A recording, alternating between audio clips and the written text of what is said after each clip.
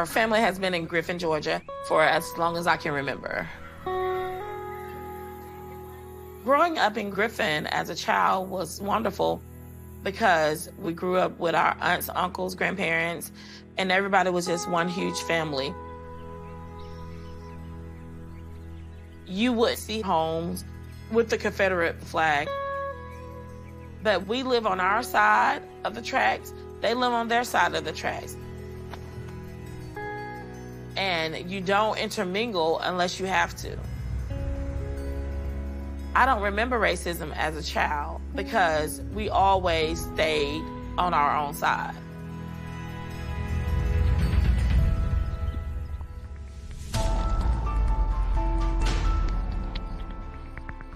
It's Friday night. Fall is in the air. And 23-year-old Timothy Coggins is looking to have some fun. Timothy and his younger sister, Talisa, head out to their favorite club. The People's Choice was a predominantly African-American club. It was the hot spot. The People's Choice nightclub, which has been shut down for years, was in a little bitty building. Some nights it would be 100 people and it was just jam-packed. Timothy hits the dance floor right away, and Talisa heads to the ladies' room. When Talisa came back, she couldn't find her brother. Somebody told her that Tim was dancing with the white woman. Every once in a while, maybe you see a few white women pop up out there. But dancing with them was not always accepted at the time. Talisa got wind that some white men were looking for Tim in the club. Somebody else told her that Timothy left the People's Choice with the white woman that he had allegedly danced with and two white guys. By the time his sister reached the front door, he was gone.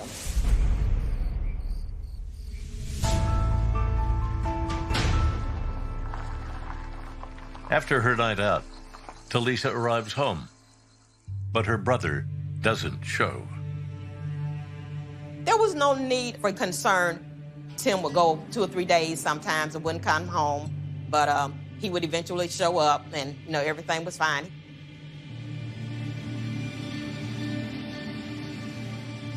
My Uncle Tim was a dancer, was an entertainer, and just a fun, loving person.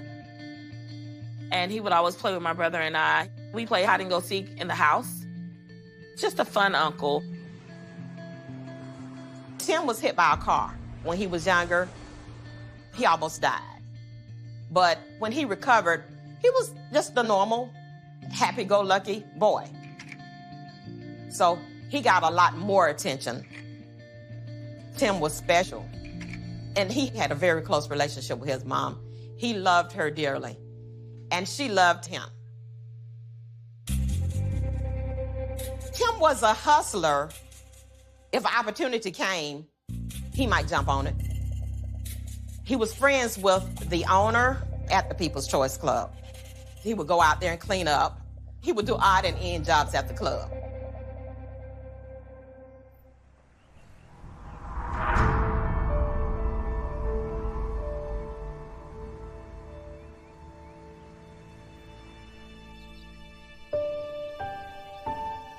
A couple of days went by, and nobody heard anything from Tim. And then we kind of started asking, well, maybe, Tim would show up soon.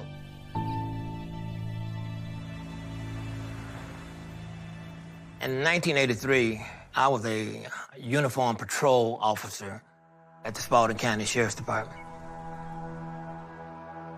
Up in northern Spalding County, there's a huge, big tree, commonly referred to as the hanging tree.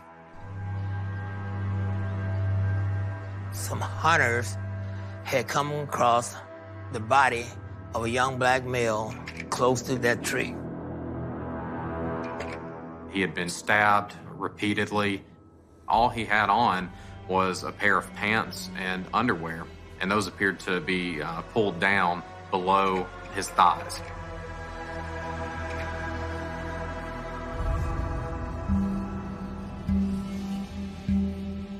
I go out, and it was the most gross sight I had ever seen.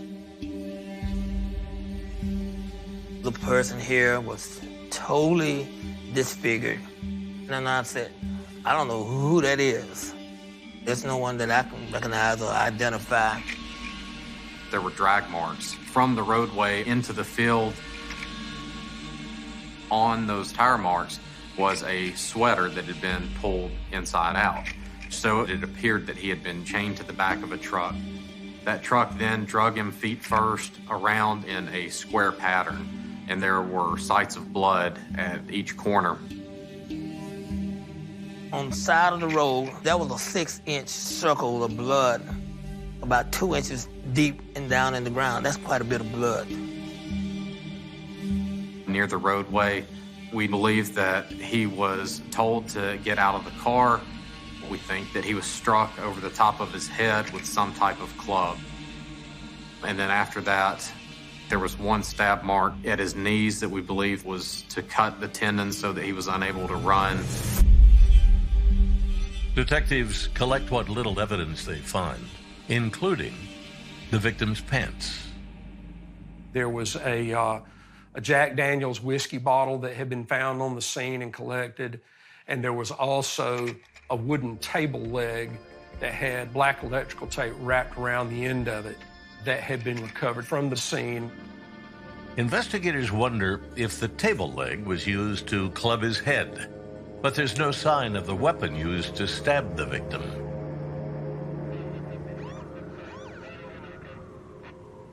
Sheriff Butch Freeman told me he was temporarily going to put me into investigations to see if possibly someone could identify who it was. There was a lot of tension between black people and white law enforcement officers. So blacks were not talking to the white investigators from fear and distrust. I remember receiving a photo. I showed the picture to a lot of people. I remember going to the People's Choice Club. There was a detective with the City of Griffin Police Department. He's always there. He looked at that picture, and he took his finger and he tapped on the picture. He said, "That looks like that Coggins boy, that Timothy Coggins boy." Jordan shows the photo to Timothy's family. I remember when they came to our house, they showed a picture. My mother identified it as my Uncle Tim, and I remember her breaking down, crying and screaming in disbelief that this is her brother. Everybody was just so upset and really scared, because who would do this? Who would kill Tim?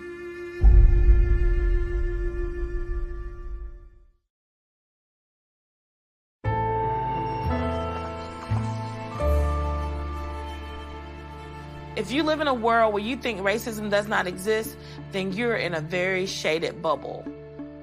And the only way that you can solve racism is to admit that it exists.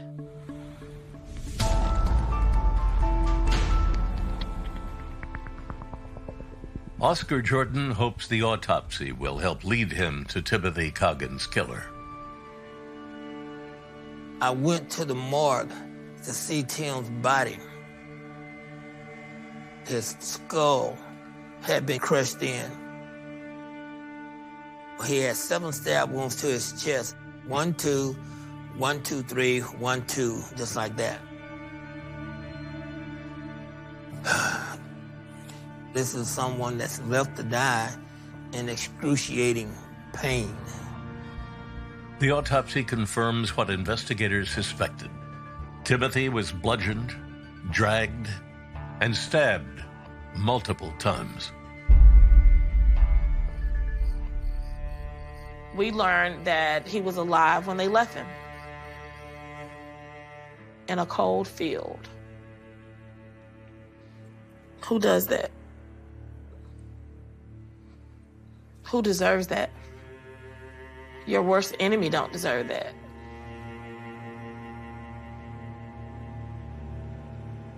There was a cross cut across his chest. I later learned that that was supposed to have been indicative of the rebel flag. Whoever it was, they were trying to send a message. What happened? Why was Tim killed? So I started going out into the community and talking to people. Jordan asks witnesses if they know the white woman Timothy was rumored to be dancing with the night he disappeared. Back in 1980, for a black man to date a white woman, if it's going to lead to some trouble. Griffin is a nice town, but it had its problems. Police officers of the local chapter of Griffin's Ku Klux Klan would march in the Christmas parade under those sheets. They were still trying to send a message out there. Jordan strikes out at the People's Choice Club. No one knows who Timothy was dancing with or who he left the club with. But it was rumored that there were several white males standing across the street in front of the club. He seemed to know these men. Tim was summoned. He got in the car, and that was the last time Tim was seen alive.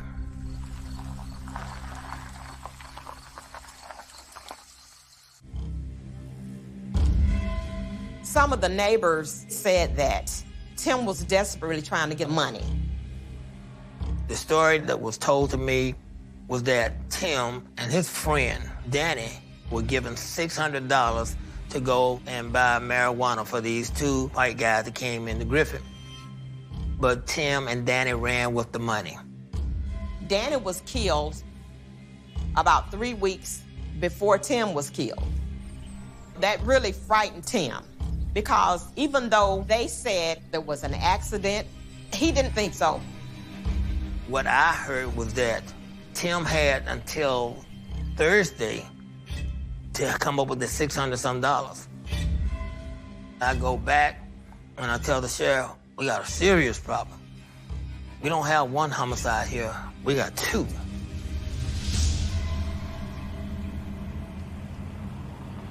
During that time, I had a call to go to Carrie's trailer park.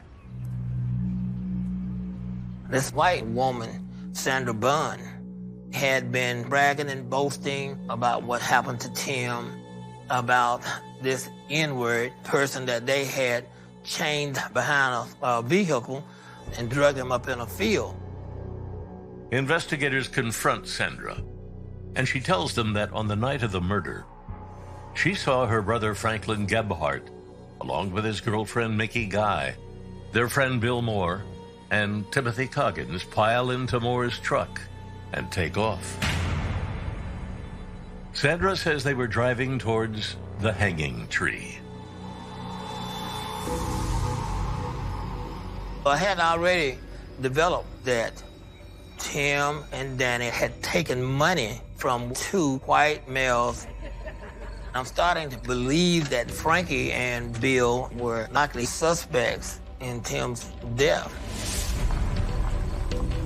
When I shared that, then I was pulled off the case. You know, thank you, but we're not gonna need your assistance anymore.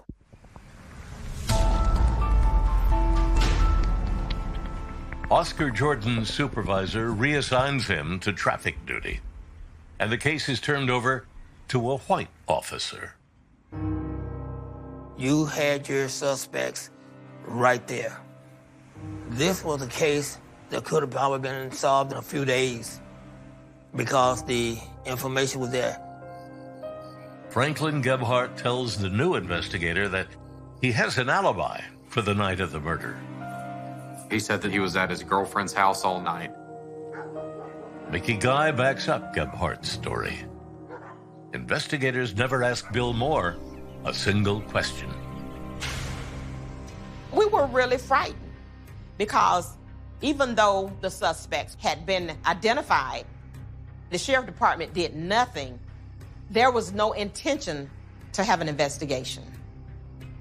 Shortly after Mr. Jordan was taken off the case, there were several threats that my family endured. They were in the living room, and a brick came through the window, and it had the words, "Hush, or you're next."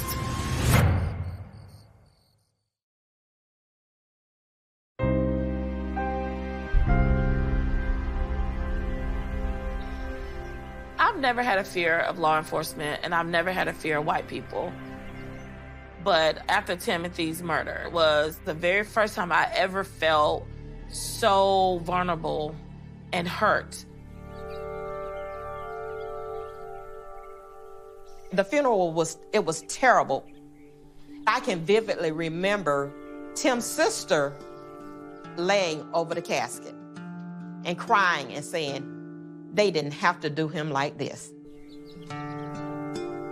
We just never put a headstone on this grave. We didn't know they were going to go desecrate the grave, or we didn't know what they were capable of.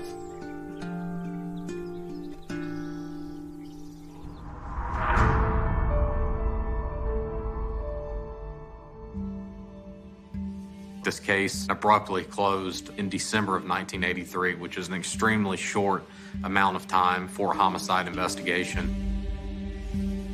This case began to go cold the moment they pulled me off. Someone or someone's had to have made a decision, not to do anything. The case of the man found murdered near the hanging tree goes cold.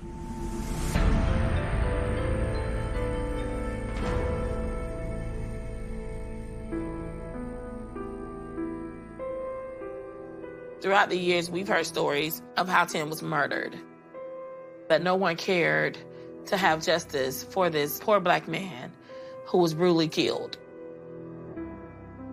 So time passed. Some people even said, oh, that was years ago. Why do y'all care? But you never move on. A murder like that changes the entire dynamic of your family. Over the years, Tim's death weighed on his mother really hard. She started to have heart problems. And I think that was a lot of the grief and the sadness took over. They felt defeated. Who do you turn to for help when the number one people who are supposed to help you don't?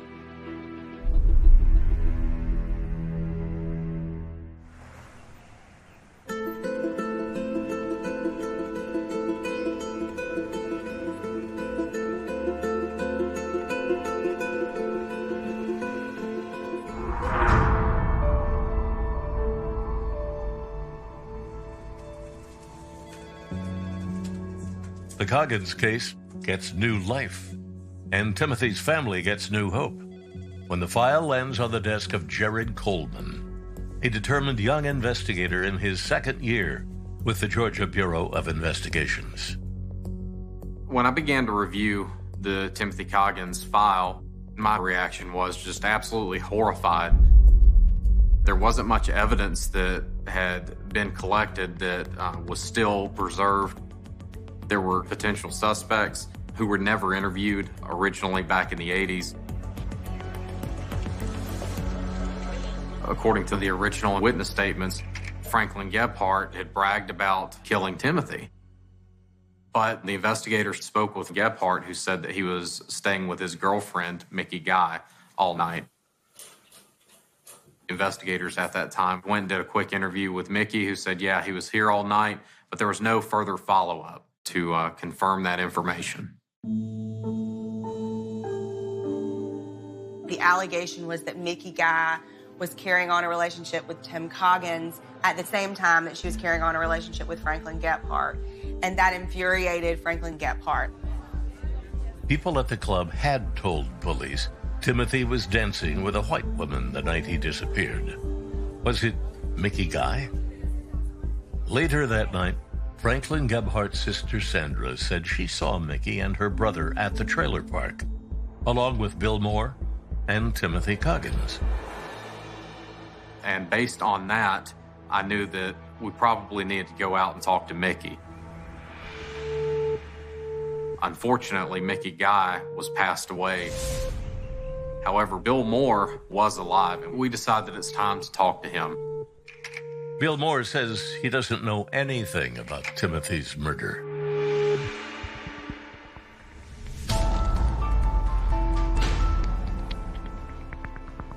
Obviously, the next person to interview was Franklin Gebhardt.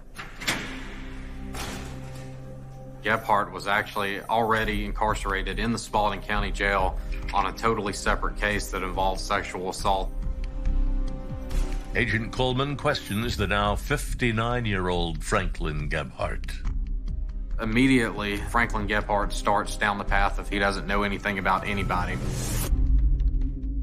Coleman then asks about the rumor that his girlfriend Mickey was cheating on him with Timothy Coggins. Franklin begins to get angry at us. You're saying that my girlfriend was sleeping with an N-word and saying that he didn't know Timothy and he didn't care if Timothy was killed, that he should have been minding his own business. If he doesn't know Timothy, why are you going to be angry? We knew that this was a crime of passion. The amount of stab wounds to Timothy's body, the way that his body was desecrated. Agent Coleman knows Gebhardt's rage alone isn't enough evidence to get a conviction. With cold case investigations, you go where the evidence leads you. We needed to find physical evidence that would still be preserved, that they would be able to do DNA testing. One piece of evidence that could bolster the case: the pants Timothy was wearing the night he was killed. But when Coleman searches the files for them, he finds them missing.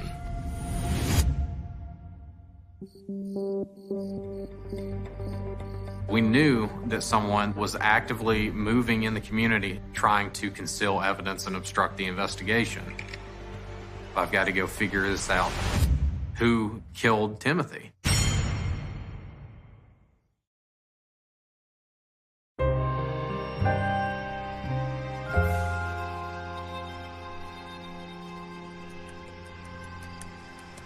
I don't want to give that image that the whole sheriff's department was bad, but when I started there, it wouldn't be difficult at all to hear an officer use the N-word, but attitudes were changing.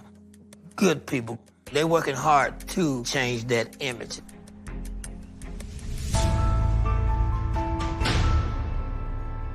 The county's new sheriff, Darrell Dix, hopes to chip away at that old attitude.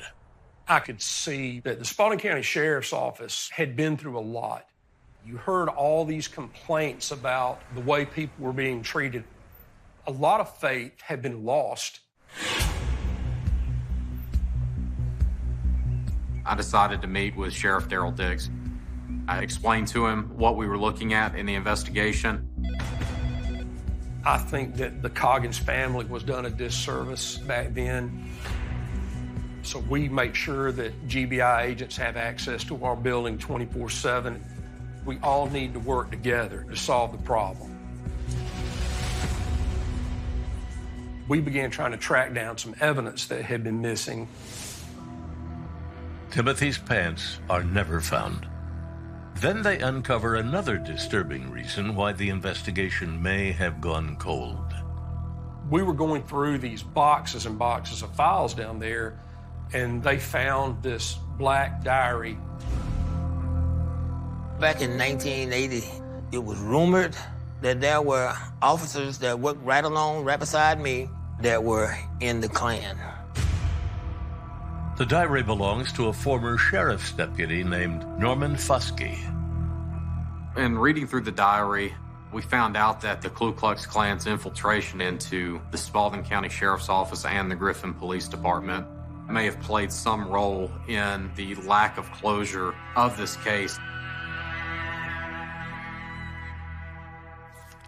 This entry, Wednesday, May 19th, 1982, while leaving the Experiment Cafe, Deputy Stan asked me if I would join the Klan. Johnny, the owner of the cafe, said, "You are making the best move of your life. It's about time white people stood up for their rights and put a stop to all of this." Johnny then stated that he had a number of good clan in the police and sheriff's department. These same officers would be investigating Timothy's murder the following year.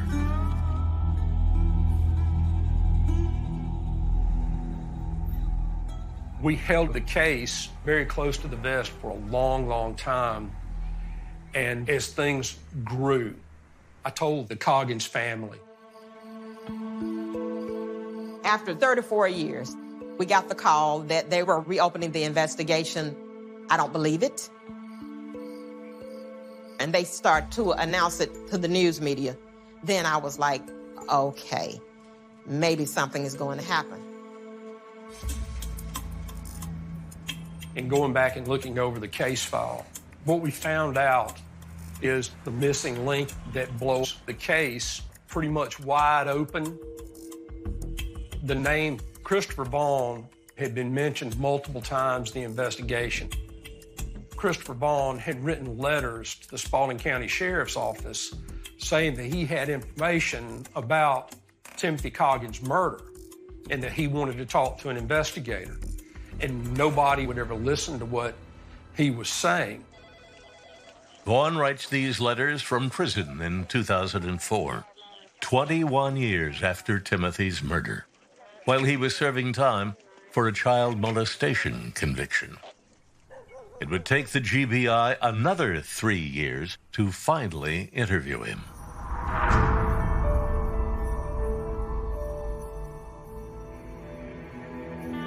Christopher Vaughn was one of the individuals that found Timothy's body when he was 10. Vaughn said that he was around as a child and heard from Franklin and Bill's mouths them admitting to killing Timothy and bragging about it. Vaughn never heard Gebhardt say anything about Timothy stealing money from him. He claims Gebhardt had another motive.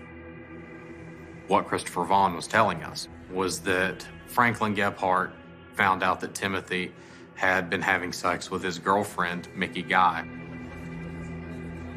So Franklin and Bill Moore went to the People's Choice Club in search of Timothy and told him to come with them, that they were going to have a good time and go and party and do some drugs together.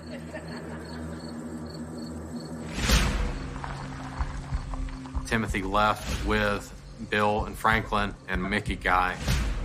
They went to the trailer park where Mickey Guy's place was.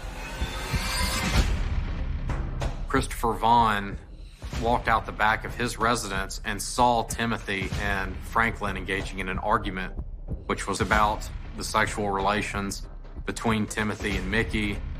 He saw them load up into a vehicle and drive out east on Mentor Road. Mentor Road is the road where Timothy's body was found. Investigators closed the initial investigation without ever talking to Vaughn. Over the years, Vaughn said he sometimes heard Gebhardt bragging about killing Timothy.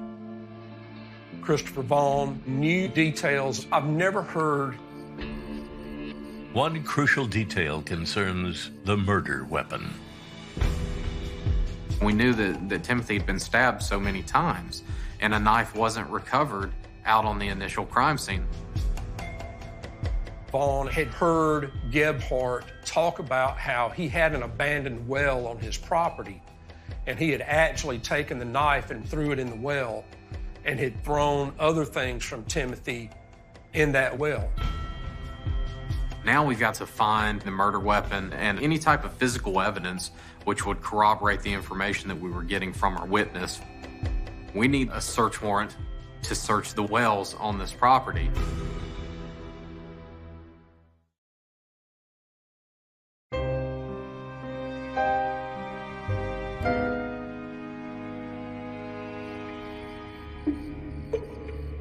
According to a witness, Timothy's clothing and the knife were taken and put down Franklin Gebhardt's well in an attempt to destroy the evidence. To get a search warrant for the well on Gebhardt's property, investigators must show a judge that there's a reasonable chance they'll find the murder weapon there.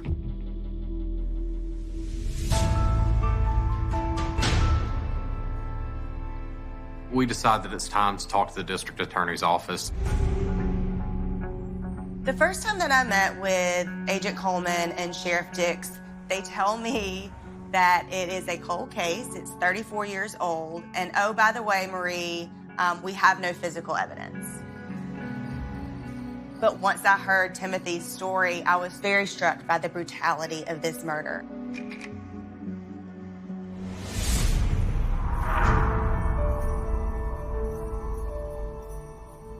Hoping to get Gebhardt to talk about the killing, investigators asked Christopher Vaughn for help.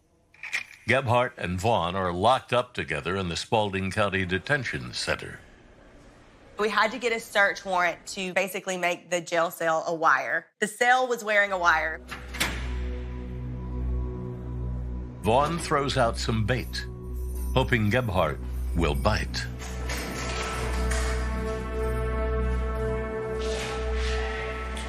They asked me about everybody. They asked me about a knife that was supposed to be put down the lid. I guess the way behind the house. They don't ask you about it. They can't wait to talk to them. You know they've always said you've done that. Yeah. They got it proof. Although there is no outright admission of guilt from Franklin Gebhardt, he doesn't outright deny it either. Along with the testimony from Christopher Vaughn, we got what we needed to get a search warrant on the well. To prove the case, we had to have something physical that the jury could see.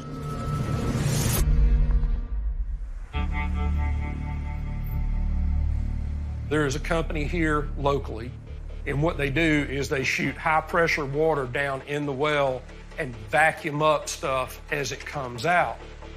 It sucks it up into a big tanker truck.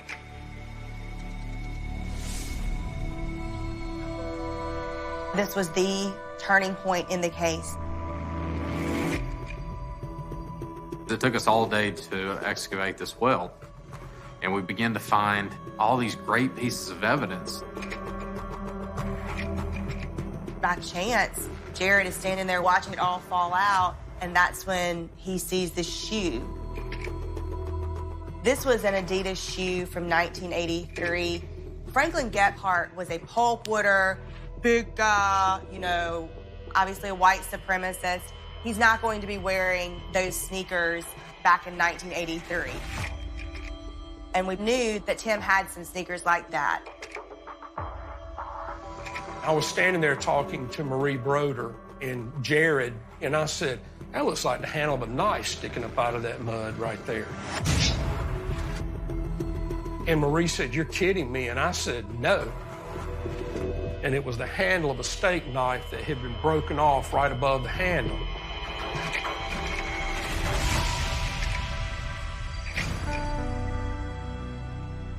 There was a stick sticking out of the mud that had some white material on it. It was actually a man's T-shirt.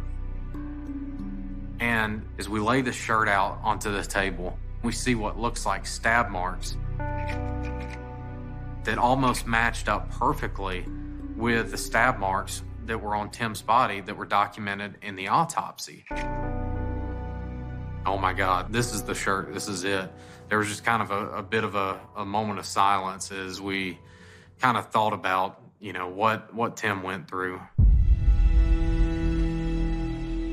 In that moment, the brutality almost overtook me. Seeing it and knowing that he's wearing this when he died, and died in such a horrible way. I remember thinking, Tim, I am so sorry. Marie sent a message. It was enough evidence to go to court.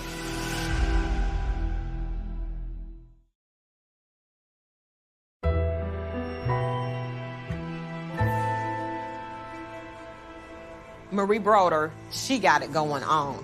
She was gonna solve this thing. But I still had my doubts because of what we had already gone through.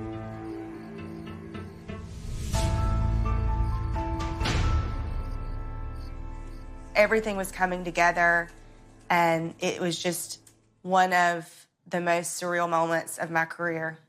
We knew that we had the probable cause to make an arrest. Sheriff Dix asks the original investigator, Oscar Jordan, to come out of retirement. Sheriff Dix called me. He wanted me to make the arrest. Oscar knew who did it. Almost from the very beginning, I wanted him to be able to put the handcuffs on Frankie Gebhardt and Bill Moore. And Sheriff had me to come up. You're under arrest. You're being charged with the murder of Timothy Coggins.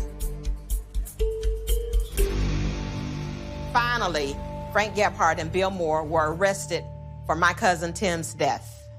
It was one of the most satisfying days of my entire life. I wish that Tim's mother could have lived to see that day, but I'm sure she was looking down from heaven. And we all began to get ready for trial. I was eating, sleeping, breathing Timothy Coggins and how to prove this case. The assistant DA called our family down to show us some of the crime scene photos that we were going to see in court. And they were horrible photos. I remember not even wanting to look at it.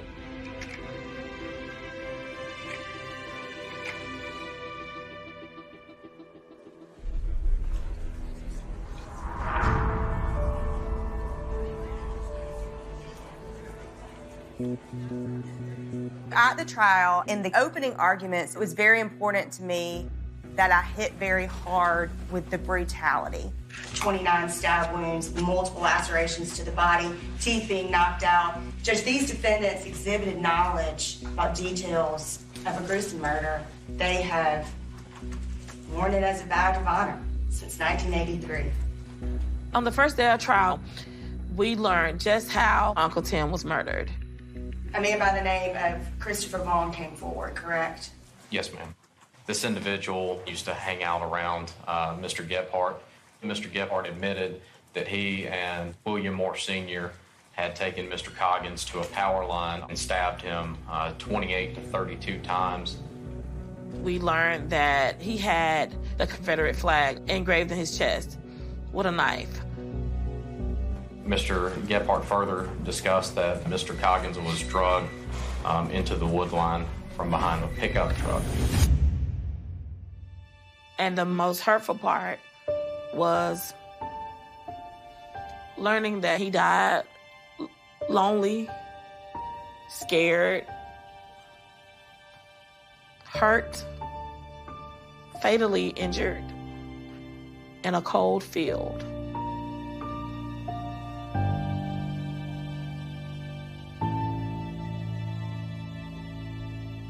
We decided as a family, Tim would no longer be alone in a field by himself during this court trial.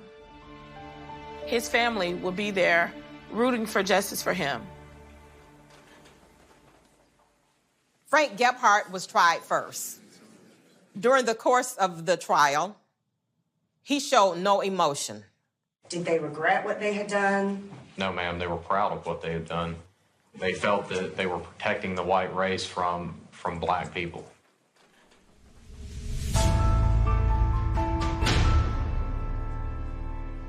We didn't know what the verdict was going to be, but we knew whatever it was going to be, we were going to have to be okay with it.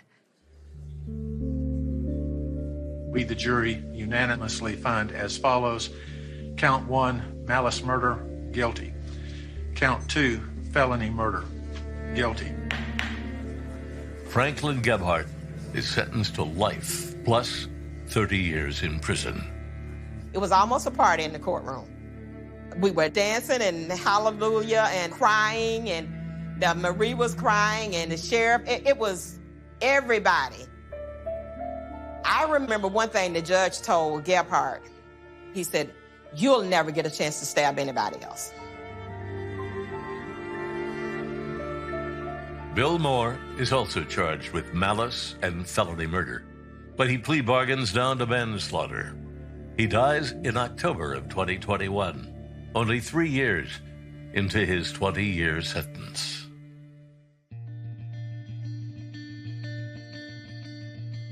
After the trial was over, we were able to have a memorial service. So we were able to celebrate his homegoing, something that we did not do as a family 34 years earlier. And we also put a headstone on Tim's grave, and it's engraved, "Gone but not forgotten."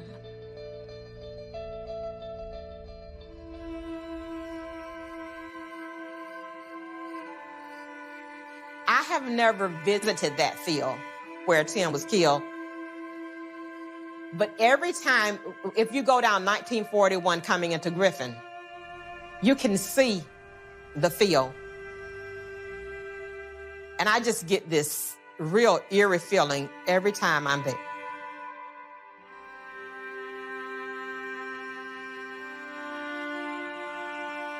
I miss my Uncle Tim. I miss the life that he could have had. I miss the life we could have had with him.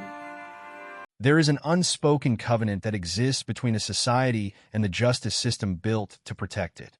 It is a quiet, foundational promise that allows ordinary people to lock their doors at night, to close their eyes in the darkness, and to believe that the monsters of the world have been permanently exiled behind thick walls of concrete and iron. When a horrific crime is committed, when the innocent are slaughtered, the community demands a balancing of the scales. They rely on the gavel to fall, on the cell doors to slam shut, and on the ultimate punishment to be carried out. When a jury of peers looks an undeniable evil in the eye and sentences it to death, there is a collective exhalation. The nightmare is supposed to be over. The evil has been named, contained, and scheduled for eradication. But history has a dark and terrifying way of exposing the fragility of this covenant. What happens when the system designed to be the ultimate shield for the innocent slowly rusts from the inside out? What happens when the labyrinth of bureaucracy, legal technicalities, and administrative failures conspire to unlock the cage and hand the monster the keys to his own freedom? This is not just a story about a serial killer. This is a chronicle of a catastrophic systemic failure, a tragedy woven deeply into the fabric of the Texas justice system, and a haunting reminder of the devastating human cost when the law prioritizes logistical convenience over the safety of its citizens. This is the story of Kenneth McDuff, a man whose sheer brutality earned him a moniker that still sends shivers down the spines of those who remember the dark days of Texas true crime. He was known as the Broomstick Killer, and his story is one of the most glaring, infuriating, and heart-wrenching examples of a justice system that caught a predator, held him in its grasp, and then, inexplicably, let him walk out into the sunlight to hunt again. To understand the absolute gravity of the betrayal that would unfold decades later, one must first look back to the origins of this nightmare. The darkness officially descended on the night of August 6, 1966, in the sweltering heat of Fort Worth, Texas. It was a time when the world was changing, but for 3 young teenagers, that summer night should have been nothing more than a footnote in a long, happy adolescence. Robert Brand was just 17 years old, standing on the precipice of adulthood. His friend, Mark Dunman, was only 15, still carrying the undeniable innocence of youth. Beside them was Edna Louise Sullivan, a sweet 16-year-old girl with an entire lifetime of dreams and possibilities stretching out before her. They were young, they were together, and they were completely unaware that they were about to cross paths with a 20-year-old manifestation of pure, unadulterated evil. Kenneth McDuff, at the age of 20, was already a violent force of nature, operating with a chilling lack of humanity. On that fateful night, accompanied by his accomplice Roy Dale Green, McDuff intercepted the 3 teenagers. What followed was a sequence of events so brutal, so devoid of empathy, that it permanently scarred the community of Fort Worth. The 2 teenage boys, Robert and Mark, were violently forced into the suffocating darkness of a car trunk. Trapped, terrified, and utterly defenseless, they were shown no mercy. McDuff shot them dead, snuffing out their young lives in a confined space of sheer terror. But the horror of that night was far from over.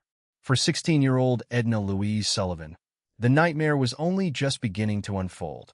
Separated from her friends, Edna was subjected to unspeakable torment. McDuff repeatedly sexually assaulted the young girl, inflicting a profound and devastating physical and psychological trauma. He did not simply want to end her life. He wanted to destroy it with agonizing cruelty. The torture culminated in an act of violence so grotesque that it would forever define McDuff in the annals of criminal history. Using a common household broomstick, McDuff viciously strangled Edna. The force applied was so immense, so brutally excessive, that the 16-year-old girl's neck was snapped. Her life was taken in the most agonizing and degrading manner conceivable. The discovery of the crime scene sent a shockwave of grief and absolute revulsion throughout the state of Texas. It was an act of savagery that defied all logical comprehension. The gears of justice moved swiftly in the aftermath of the Fort Worth slaughter. The evidence of McDuff's sadism was undeniable. In 1967, a jury looked at the undeniable facts, heard the horrific details of how Robert, Mark, and Edna spent their final moments, and delivered the only verdict that seemed appropriate for such a crime. Kenneth McDuff was convicted and sentenced to death. For the families of the victims, and for the terrified citizens of Texas, the death sentence offered a grim but necessary closure. The broomstick killer was heading to death row. The social contract was upheld. The monster was slated for execution, and society could begin the long, painful process of healing, knowing that Kenneth McDuff would never breathe the free air again. But the wheels of justice are sometimes redirected by forces entirely disconnected from the victims they are meant to serve. For 5 years, McDuff sat on death row, waiting for the inevitable. Then came the year 1972, a watershed moment in American legal history. The United States Supreme Court handed down its landmark decision in the case of Furman versus Georgia.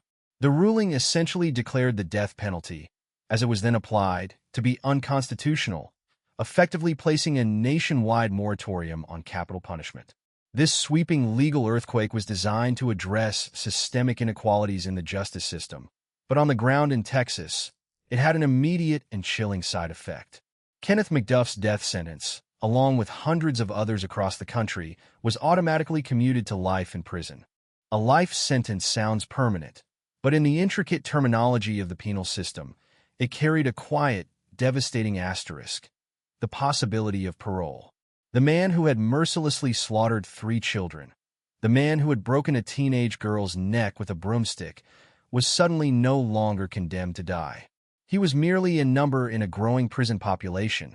Yet, even with the commutation, the general consensus remained that someone as dangerous and fundamentally broken as McDuff would never see the outside of a prison wall. Surely, no parole board would ever look at the file of the broomstick killer and deem him fit to walk among the public. For years, this assumption held true. McDuff remained behind bars, a ghost of a violent past, slowly fading from the immediate consciousness of the public. However, as the years stretched into decades, a new crisis began to brew within the borders of Texas, one that had nothing to do with justice and everything to do with logistics. By the late 1980s, the Texas prison system was experiencing an unprecedented state of emergency. The facilities were catastrophically overcrowded. There simply were not enough beds to house the exploding inmate population. The state was under immense pressure, facing federal lawsuits regarding the inhumane conditions of its overflowing penitentiaries. A desperate bureaucracy began to look for ways to alleviate the pressure. Policies were quietly adjusted, thresholds were lowered, and the files of long-term inmates were pulled for review. The system was looking for space, and in its blind, administrative panic, it committed what is arguably one of the most catastrophic blunders in the history of American law enforcement. In 1989, the Texas Parole Board reviewed the file of Kenneth McDuff.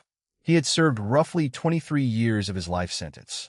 To the bureaucracy, perhaps he looked like an aging inmate who had spent over 2 decades institutionalized.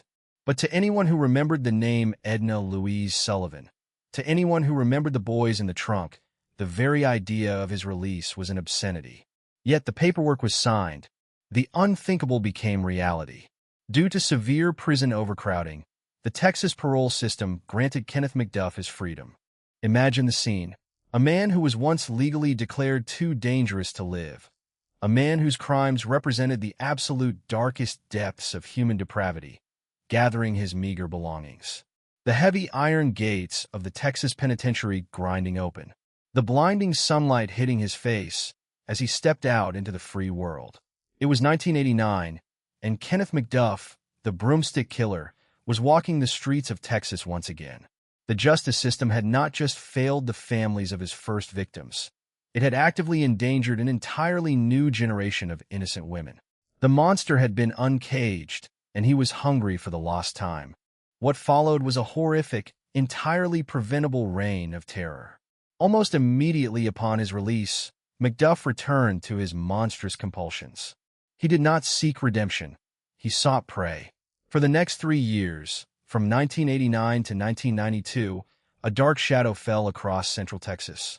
Women began to vanish. McDuff became a phantom on the highways, stalking lone women at convenience stores, lingering in the shadows of parking lots, pulling over on desolate roadsides.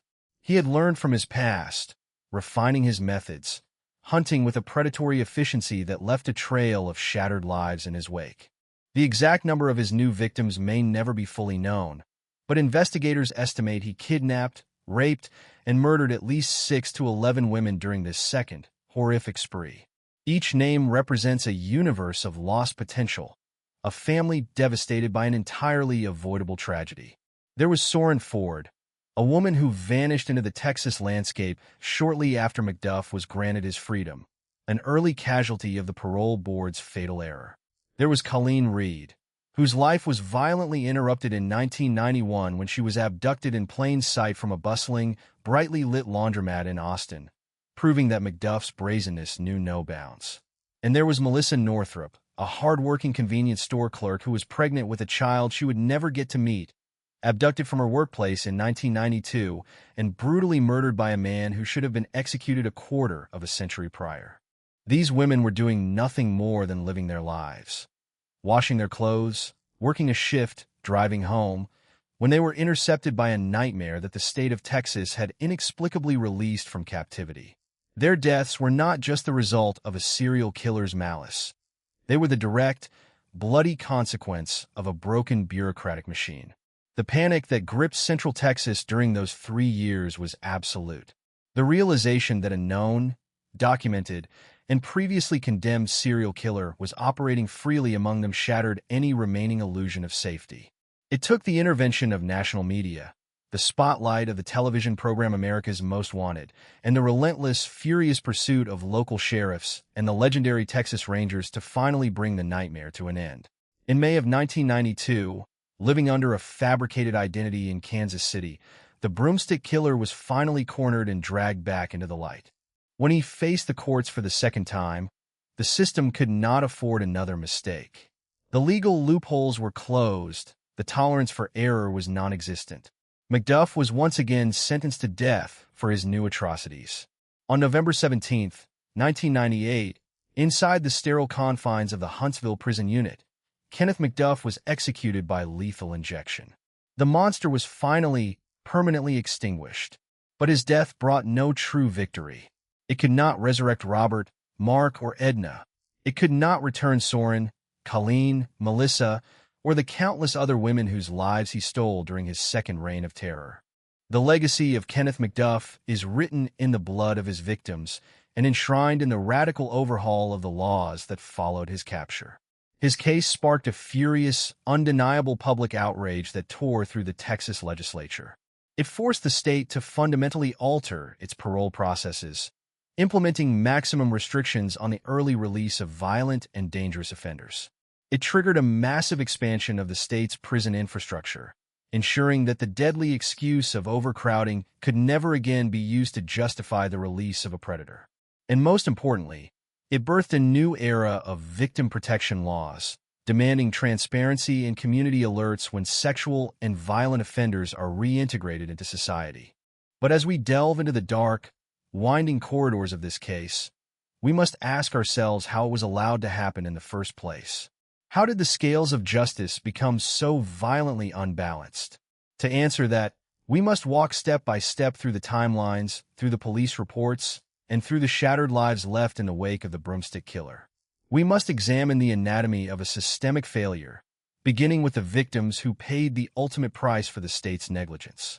To truly comprehend the catastrophic devastation wrought by Kenneth McDuff, one must step away from the cold, sterile confines of court documents and parole hearings. The legal mechanisms of the state, with their dockets and appeals, often inadvertently reduce human lives to mere case numbers and tragic statistics. But long before they became the foundational pillars of one of the most agonizing true crime narratives in American history, the victims of the broomstick killer were simply people. They were children standing on the precipice of adulthood. They were hardworking mothers. They were vibrant members of a community, deeply embedded in the ordinary, beautiful rhythms of everyday life. Their stories did not begin with darkness. Their stories began in the sunlit, mundane spaces of Texas, in eras marked by quiet routines, shared dreams, and the fundamental assumption of safety. To honor them, we must ground ourselves in who they were and the worlds they inhabited before those worlds were violently torn apart. The summer of 1966, in Fort Worth, Texas, was characterized by a specific kind of American innocence. The oppressive, lingering heat of August hung heavy in the air, a physical presence that dictated the pace of life. Neighborhoods were tightly knit, doors were frequently left unlocked, and the concept of a serial killer stalking the streets was something reserved for pulp fiction or distant, unfortunate cities. It was an era where the most profound concerns of a teenager revolved around high school football games, the nascent sounds of rock and roll playing on the radio, and the simple, undeniable thrill of Friday nights spent cruising with friends. It was within this trusting, deeply insulated environment that Robert Brand, Mark Dunman, and Edna Louise Sullivan navigated their youth. Robert Brand, at 17 years old, represented the quintessential American teenager on the verge of a broader horizon. He was at that delicate, transitional age where the carefree nature of childhood begins to slowly yield to the responsibilities and quiet anxieties of becoming a man. 17 is an age defined by momentum. It is a time of looking forward, of planning for a future that feels simultaneously distant and incredibly close. His friend, Mark Dunman, was only 15. At 15, the world is still vast and largely uncomplicated. It is an age characterized by an enduring boyish loyalty and the simple desire to be part of the group, to share in the laughter and the aimless, wonderful wandering of adolescence. When Robert and Mark set out that evening, their intentions were undoubtedly harmless. They were merely participating in the time-honored tradition of young boys seeking the mild independence that comes with an evening away from the watchful eyes of their parents. Beside them was Edna Louise Sullivan, a girl who had only recently celebrated her 16th birthday. 16 is a monumental milestone in the American cultural landscape. It is the age of sweet sixteenths, of first driver's licenses, of nascent romance, and the blossoming realization of one's own identity. Edna was a girl with an entire lifetime of possibilities spooling out ahead of her. She was a daughter, a friend, a young woman whose presence brought a specific light to the lives of those who knew and loved her. The tragedy of Edna, Robert, and Mark is inextricably linked to this profound innocence. They were not engaged in risky behavior. They had not wandered into the dangerous, shadowed corners of the world. They were simply existing in their own community, moving through a warm Texas night with the absolute, unquestioning belief that they would return home safely. They were targeted not for who they were, but simply because they existed in the path of a predator who saw their youth and vulnerability not as something to protect, but as something to completely and utterly destroy. When the timeline shifts forward, leaping across the decades of McDuff's incarceration to his catastrophic release in 1989, the landscape of Texas had fundamentally transformed. The quiet, trusting Fort Worth of the 1960s had given way to the sprawling, hyper-connected, and anonymous urban environments of the late 1980s and early 1990s. Central Texas had exploded in population and development. The highways stretched endlessly, connecting a vast network of convenience stores, massive parking lots, and brightly lit commercial plazas. Yet amidst this modernization, a new kind of vulnerability had emerged. The bustling nature of this new era created a paradoxical sense of isolation in plain sight. People moved rapidly through their days, disconnected from those around them, entirely focused on their individual routines. It was within this modern architecture of anonymity that Kenneth McDuff discovered his new hunting ground, exploiting the everyday spaces where women found themselves momentarily alone. Soren Ford vanished into this new, sprawling landscape in 1989, shortly after the prison gates swung open to release McDuff. The absolute terror of Soren's disappearance lies in its agonizing ambiguity and the swiftness with which it occurred following his return to society. She represents the immediate, horrifying consequence of the parole board's failure. Soren was a woman with a life, a history, and people who cared for her. Yet her sudden absence underscored a terrifying new reality for the women of Central Texas. The spaces that were meant to be safe, the daily routines that required no second thought, had suddenly been compromised. Her disappearance was a silent alarm, a tragic harbinger of the immense violence that was about to unfold across the state, even if the authorities did not immediately connect the dots to the monster they had just unleashed. The psychology of McDuff's second reign of terror relied heavily on violating the sanctity of the mundane, a fact that is agonizingly clear in the abduction of Colleen Reed in 1991. Austin, Texas, is a city known for its vibrancy, its cultural energy, and its bustling communities. On the night she was taken, Colleen was simply completing a chore that millions of people undertake without a single tremor of fear. She was at a local laundromat. A laundromat is a space defined by its fluorescent lighting, its rhythmic hum of machinery, and its steady stream of patrons. It is profoundly ordinary. Colleen was a woman taking care of her responsibilities, existing in a brightly lit public space surrounded by the glass windows that theoretically offered visibility and protection. The sheer terror of Colleen Reed's abduction stems from this brazen violation of a shared public space. She was not walking down a dark, abandoned alleyway. She was not engaging in high-risk activities. She was simply living her life in the open. For a predator to strike in such an environment requires a level of predatory confidence and total disregard for societal boundaries that is chilling to contemplate. When she was forced from that laundromat, the illusion of safety for every woman in Austin was shattered. If a woman could not safely wash her clothes in a well-lit, populated building, then nowhere was truly secure. Colleen's life, her aspirations, and her future were violently interrupted in a place where the most pressing concern should have been separating colors from whites. The profound cruelty of taking a woman from the midst of her most ordinary duties highlights the specific brand of terrorism McDuff inflicted upon the women of Texas. This tragic exploitation of the everyday reached a devastating crescendo with the murder of Melissa Northrup in 1992. Melissa's story resonates with a deep, universal heartbreak because she embodied the struggles and the quiet heroism of the working class. Melissa was a convenience store clerk, working the demanding shifts necessary to support herself and her family. Even more profoundly, Melissa was pregnant. She was carrying new life, representing the ultimate symbol of hope and future generations. The convenience store, especially late at night or in the early hours of the morning, is an American staple. It is a beacon of light on a lonely highway, a place of quick transactions and brief interactions. But for the clerks who staff them, particularly women working alone, they can also be islands of extreme vulnerability. Melissa Northrup was stationed behind the counter, doing the exhausting work required to provide for the child growing inside her. She was a mother, a provider, and a protector, entirely focused on building a life for her expanding family.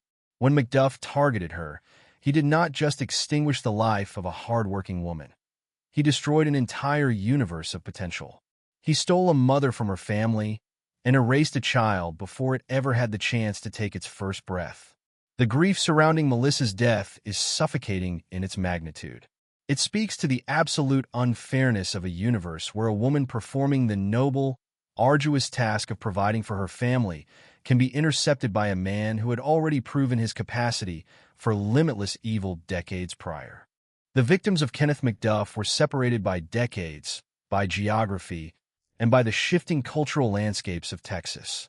Yet, they are forever united by the catastrophic failure of the system that was supposed to protect them.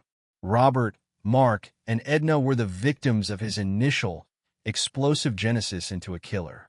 Soren, Colleen, and Melissa were the victims of a bureaucratic machine that prioritized administrative convenience over human life. When we look at the portraits of these individuals, we are not looking at statistics or collateral damage. We are looking at the foundational promise of a society entirely broken.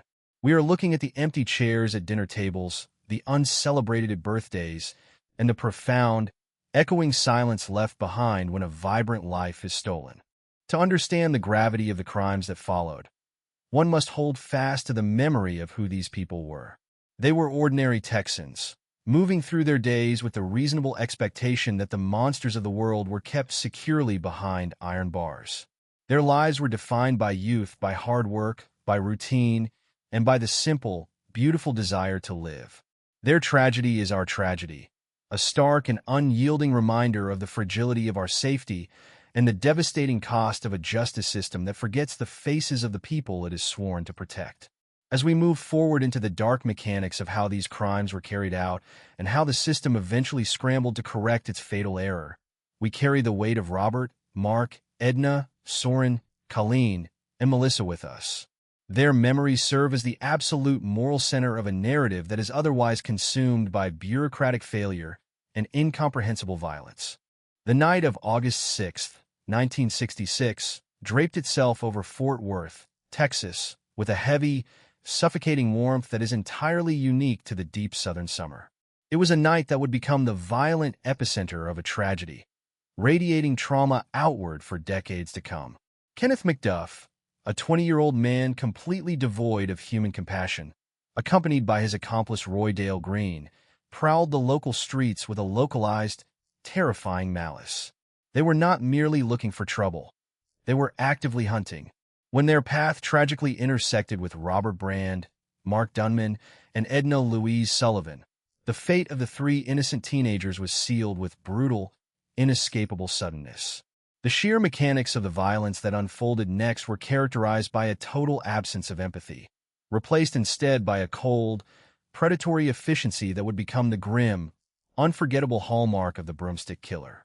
The two boys, Robert and Mark, were violently subdued, overwhelmed by force, and aggressively shoved into the trunk of a vehicle. To truly understand the horror of that specific moment is to imagine the absolute darkness, the claustrophobic, stifling heat of a car trunk in a Texas summer, and the paralyzing realization that control over their own young lives had been violently stripped away. They were trapped in a steel coffin, completely helpless, listening to the muffled sounds of the world outside, desperately waiting for a mercy that would never come. McDuff did not hesitate to escalate the violence to its ultimate conclusion. He fired his weapon directly into the confined space, executing the two teenage boys and abruptly extinguishing their bright futures in the dark. But the murder of the two young men was merely the horrific prologue to a night of escalating, unfathomable cruelty directed entirely at 16-year-old Edna Louise Sullivan. Separated from her friends, fully aware that they had just been subjected to lethal violence, Edna was plunged into a waking, inescapable nightmare. She was driven away to an isolated location, stripped of her physical agency, and subjected to a prolonged period of horrific sexual violence and psychological torture. McDuff utilized the vast isolation of the Texas landscape to ensure that her terrified cries for help would vanish into the empty night air, unheard by anyone who could save her. The culmination of this assault was an act of such grotesque, deliberate savagery that it permanently etched McDuff's name into the darkest corners of American criminal history. Finding a common, mundane household object, a simple broomstick, McDuff weaponized it with devastating, lethal intent. He used the sturdy wooden handle to brutally strangle the young girl. The mechanical advantage provided by the broomstick allowed him to exert a monstrous, overwhelming amount of force, a force so absolute and unyielding that it literally snapped her neck, ending her life in a paroxysm of unimaginable agony. The cruelty was the entire point. The degradation was the ultimate objective. When the authorities finally uncovered the remnants of that night, the sheer brutality of the crime scene shattered the local community. The dark narrative of the broomstick killer was born in the blood of 3 innocent teenagers, leading to a swift conviction and a well-deserved death sentence in 1967. For over 2 decades, the memory of that night was supposedly sealed behind the towering stone walls and iron bars of the Texas prison system. The state firmly believed the threat was neutralized. The public rested easy, believing the monster was permanently contained. But evil of that magnitude does not simply evaporate in a prison cell. It stews in the darkness, it remembers the thrill of the hunt, and it patiently waits. When the disastrous administrative decision of 1989 forced the prison doors open, releasing McDuff back into the free world, he did not re-enter society as a rehabilitated man seeking redemption. He emerged as an apex predator whose hunger had merely been delayed, stepping out into a modernized, sprawling Central Texas with a renewed and terrifying purpose. The second wave of violence, spanning from 1989 to 1992, was marked by a chilling evolution in his hunting methodology. McDuff was no longer a reckless 20-year-old lashing out in the immediate vicinity of his hometown. He had matured into a highly mobile, calculating phantom utilizing the vast, interconnected network of highways that carve through the expansive heart of the state. He deeply understood the vulnerability inherent in modern, isolated routines. His modus operandi intentionally shifted to target women who found themselves momentarily unprotected in spaces designed for everyday convenience, but heavily plagued by isolation. He relentlessly stalked the expansive, poorly lit parking lots of sprawling commercial centers. He lingered near the dusty edges of rural highways, watching closely for stranded motorists. He observed the late-night fluorescent hum of convenience stores, waiting for the perfect alignment of extreme isolation and sudden opportunity. Once he identified a target, his approach was swift, violent, and absolute.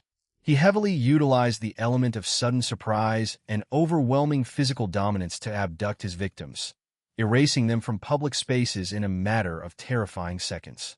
The absolute terror of these abductions lay in the seamless transition from mundane reality to utter nightmare. A woman walking to her car after a long day, a woman doing her weekly laundry, a woman working a solitary cash register. All of them were violently ripped from the perceived safety of the visible world and dragged directly into the hidden, terrifying domain that McDuff controlled. He forcefully transported his victims to remote, desolate areas scattered across the vast, rural Texas landscape. In these hidden spaces, far removed from the protective gaze of civilization, he subjected them to severe sexual assault and prolonged torture, perfectly echoing the sadistic patterns he had established decades earlier with Edna Louise Sullivan. After indulging his darkest, most violent compulsions, he murdered them and callously discarded their bodies in the wilderness, relying entirely on the immense vastness of the state to swallow the evidence of his unspeakable crimes. The sheer speed with which he resumed his killing spree upon release is horrifying to contemplate. Soren Ford disappeared completely into the Texas ether in 1989, serving as a grim, silent indicator that the State Parole Board had inadvertently unleashed a plague upon its own citizens. Her sudden vanishing was not a localized anomaly. It was the terrifying opening salvo of a silent, agonizing war waged against the women of Central Texas. As the months inevitably bled into years, the frequency and the brazenness of his attacks steadily escalated, culminating in abductions that defied all logical parameters of community safety. In 1991, the brazen abduction of Colleen Reed demonstrated a terrifying, undeniable escalation in his predatory confidence. Austin, Texas, was a bustling, highly vibrant city, and the local laundromat where Colleen spent her evening was a brightly lit, populated public establishment. It was a space specifically designed for visibility, a place where the continuous presence of other people is inherently assumed to offer a protective shield against random, targeted violence. Yet, the broomstick killer operated with a terrifying, absolute disregard for these social barriers. He violently breached the safety of that public space, violently subduing Colleen in plain sight of large glass windows and aggressively dragging her out into the dark night. The audacity of this public act sent a paralyzing shockwave of sheer panic through the entire region. It definitively shattered the comforting illusion that predators only lurked in dark alleys or on abandoned roadsides. It proved without a doubt that Macduff was entirely willing to strike in the very heart of the community, turning the most ordinary of errands into a fatal, inescapable encounter. This relentless campaign of terror reached an agonizing, heartbreaking peak in 1992 with the abduction and subsequent murder of Melissa Northrup. The profound tragedy of Melissa's death is deeply intertwined with the inherent vulnerability of the working class and the sacred sanctity of motherhood. She was a pregnant convenience store clerk, faithfully fulfilling a demanding and inherently dangerous role by working completely alone during the most isolated, silent hours of the night. A rural convenience store is a beacon of necessary light in the darkness. But for a lone, unprotected worker, that light can also act as a glaring spotlight, illuminating their extreme vulnerability to anyone quietly watching from the deep shadows outside. Macduff successfully identified this vulnerability and exploited it with merciless, calculating precision. He abducted Melissa directly from her place of work, taking a hard-working young mother and the innocent unborn child she carried, ruthlessly extinguishing two precious lives in a single, devastating act of unparalleled violence. As the scattered bodies were eventually discovered, found hidden in remote ditches, concealed beneath the thick Texas brush, and buried in isolated, rocky ravines, the true, horrifying scale of the administrative catastrophe became apparent. The estimated victim count of at least 6 to 11 women painted a grim picture of a relentless, systematic slaughter operating entirely unchecked. The communities across central Texas were intensely gripped by an atmosphere of suffocating, pervasive fear. Local women drastically changed their daily routines. Businesses proactively altered their operating hours, and multiple law enforcement agencies frantically scrambled to connect the highly fragmented evidence left behind at various, widespread crime scenes. The devastating realization slowly dawned on the authorities that they were not hunting a newly emerged, unknown threat.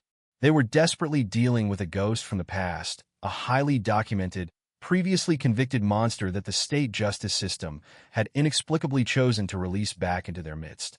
The mechanical nature of his crimes, the systematic isolation, the prolonged torture, and the callous disposal of his victims revealed a man utterly and permanently devoid of any redeeming humanity. Kenneth Macduff did not view these innocent women as human beings. He viewed them entirely as objects to be violently consumed and completely destroyed for his own twisted, sadistic gratification. From the suffocating heat of the car trunk in 1966 to the brightly lit laundromats and lonely convenience stores of the early 90s, his specific methods adapted to the times, but his core, underlying objective remained identically brutal. He was a force of pure, unadulterated destruction, a devastating, localized storm moving entirely unchecked across the state, leaving a massive trail of shattered families and permanently broken lives in his wake. The tragic incidents themselves, the raw, unfiltered moments of terror and extreme violence, stand as a permanent testament to the supreme, unforgivable failure of the legal system that allowed him to roam free, setting the ultimate stage for a desperate, furious investigation to drag him back into the heavy iron cages where he truly belonged. The realization that a previously condemned and executed in spirit serial killer was actively hunting women across Central Texas did not arrive as a sudden, cohesive revelation. Instead, it emerged as a slow, agonizing dawning of terror, pieced together from fragments of missing persons reports, scattered physical evidence from remote crime scenes, and the mounting, suffocating panic of a region realizing its worst nightmare had come to life. In the initial phases of this second wave of terror, the various law enforcement agencies operating across the sprawling expanse of Texas were largely working in isolation. A woman vanishes from an Austin laundromat. A convenience store clerk disappears from her night shift. A transient vanishes without a trace along a dusty highway corridor.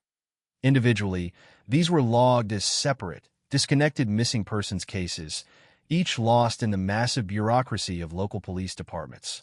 But as the months bled into years and the body counts steadily climbed, a grim, undeniable pattern began to emerge. The missing women shared a common geographical footprint, and the brutal, signature style of their abductions and murders pointed directly to an experienced, highly predatory hand operating with absolute impunity. The investigation transformed dramatically when local authorities, facing mounting pressure from frantic families and a terrified public, began to realize they were dealing with something far more systematic than random acts of localized crime. The sheer methodical precision of the abductions indicated a predator who understood how to exploit the modern vulnerabilities of a fast-paced society. He left almost no forensic footprint at the primary scenes, erasing his presence with the cold, practiced efficiency of a seasoned ghost. Yet, true evil often leaves traces not just in physical evidence, but in the institutional papers that govern its existence. As investigators painstakingly pored over old case files, cross-referencing unsolved homicides with known violent offenders recently released into the population, a terrifying name surfaced from the dusty archives of the past. It was a name that carried a legacy of pure horror, a name many had desperately hoped they would never have to utter again. Kenneth McDuff, the broomstick killer. When the connection was officially made, a massive multi-agency manhunt was immediately mobilized, bringing together the resources of local sheriff departments, urban police forces, and the legendary, relentless operatives of the Texas Rangers. The Rangers, renowned throughout American history for their unyielding tenacity and refusal to back down from the darkest monsters, grasped the immediate, catastrophic gravity of the situation. They were no longer simply investigating a series of murders. They were actively hunting a man who had already slipped through the administrative cracks of the justice system once, and the collective institutional pride and duty of Texas law enforcement demanded that a second catastrophic escape be prevented at all costs. The pressure was suffocating. Every day that McDuff remained free meant another woman was at immediate risk. Another family faced the unimaginable agony of waiting for a phone call that would shatter their world. The investigation shifted from a reactive search for clues to an aggressive, proactive pursuit of a moving target. Detectives meticulously reconstructed McDuff's movements, tracing his steps across central Texas through a web of gas station receipts, eyewitness accounts from terrified motorists, and the haunting, final glimpses captured by security cameras and convenience store logs. They discovered that McDuff had perfected the art of blending into the ordinary background of society. He worked odd jobs, maintained a low profile, and used the vast, interconnected highway systems to leap from one hunting ground to another with chilling speed. Yet, a predator cannot completely suppress his nature forever, and as the net began to tighten around him, McDuff realized the authorities were closing in. He did what any cornered animal of his magnitude would do. He panicked, abandoned his temporary footholds, and fled the state, attempting to dissolve into the massive, anonymous population of the American Midwest. The trail led investigators far beyond the borders of Texas, crossing state lines and demanding a national level of coordination. The breakthrough that finally shattered his anonymity came through the immense, highly visible power of modern media and public consciousness. The television program America's Most Wanted stepped into the fray, broadcasting McDuff's face, his sinister history, and the horrific details of his ongoing rampage into millions of living rooms across the United States. This national spotlight proved to be the ultimate catalyst. Viewers across the country were suddenly enlisted as an extension of the law enforcement apparatus, transforming every ordinary citizen into a potential pair of eyes for the desperate hunt. The broadcast generated a critical tip, pointing investigators directly toward the urban sprawl of Kansas City, Missouri, where McDuff had desperately sought refuge, hiding behind a fabricated identity in a desperate attempt to outrun the ghosts of his past. In May of 1992, the long, agonizing chase finally reached its violent, inevitable conclusion. Law enforcement officers, working in precise coordination with federal and local agencies, tracked McDuff to a modest location in Kansas City. The moment of his capture was charged with a tense, palpable electricity. Here was the man who had brutally snapped a teenage girl's neck with a broomstick in 1966, The man whose premature release in 1989 had unleashed a wave of slaughter across Central Texas, cornered in a dingy room, stripped of his aliases and his cowardly anonymity. There was no grand shootout, no cinematic defiance, just the cold, heavy click of handcuffs sealing around the wrists of a broken, cornered predator. The broomstick killer was finally under arrest, physically restrained and dragged out of the shadows he had cowered in for so long. The immediate aftermath of his capture brought an overwhelming wave of profound relief mixed with a bitter, simmering rage from the communities he had terrorized. The investigators who had spent countless sleepless nights piecing together the blood-soaked puzzle of his second reign of terror finally had their man in custody. But the capture was merely the opening act of the final, definitive reckoning. The legal system, deeply scarred by the systemic failures that had allowed this monster to walk free 3 years prior, now faced the ultimate test of its integrity and resolve. There could be no legal loopholes, no administrative oversights, and no bureaucratic shortcuts this time. The weight of the entire state of Texas pressed down upon the prosecution's shoulders, demanding absolute, unyielding justice for Soren Ford, for Colleen Reed, for Melissa Northrup, and for every unnamed victim whose life had been violently extinguished by his hand. The evidentiary web constructed by the Texas Rangers and local prosecutors was airtight, leaving no room for doubt or legal maneuvering. They had meticulously gathered the physical forensics, mapped out the precise timelines of his cross-state abductions, and linked him irrevocably to the remote, desolate grave sites where he had cowardly discarded his victims. The sheer volume and undeniable brutality of the evidence ensured that McDuff could no longer hide behind the legal technicalities that had once saved him from the executioner's chamber decades earlier. The judicial machinery ground forward with a solemn, relentless momentum, preparing to dismantle the monster piece by piece in a court of law. As the trial dates approached, the eyes of the entire nation were firmly fixed on the courtroom in Texas, watching to see if the system that had so catastrophically failed its citizens could finally redeem itself through the unyielding application of absolute justice. The investigation had successfully dragged the darkness into the blinding light of accountability, setting the absolute stage for a trial that would permanently close the darkest chapter in the modern history of Texas true crime. The courtroom in Texas during the trial of Kenneth McDuff was heavy with a solemn, suffocating atmosphere that mirrored the collective grief and profound outrage of an entire state. The judicial proceedings were not merely a routine exercise in jurisprudence. They were a monumental reckoning, a sacred obligation owed to the victims who could no longer speak for themselves and to the families who had endured decades of institutional betrayal and agonizing loss. Every single person sitting within the chamber, from the hardened prosecutors to the members of the jury, understood the immense historical and moral weight of the moment. The system had failed once, catastrophically and lethally, when a bureaucratic parole board handed a monster the keys to his freedom in 1989. Now, the courts were tasked with ensuring that such a catastrophic error could never, under any circumstances, be repeated. There was no room for procedural ambiguity, no appetite for legal leniency, and no tolerance for the dark maneuvers that had once spared the broomstick killer from his ultimate fate. The prosecution team, led by seasoned trial attorneys and armed with the exhaustive, meticulous casework compiled by the Texas Rangers, presented an evidentiary case that was airtight, comprehensive, and utterly devastating to any defense. They did not rely on circumstantial whispers or generalized assumptions. They built an undeniable fortress of facts, forensic science, and temporal precision. Prosecutors methodically walked the jury through the terrifying chronology of McDuff's second reign of terror, laying bare the chilling mechanics of how he stalked his prey across Central Texas. They presented forensic linkages from the remote, desolate grave sites where the bodies of his victims had been recovered, matching physical evidence directly to the defendant with absolute scientific certainty.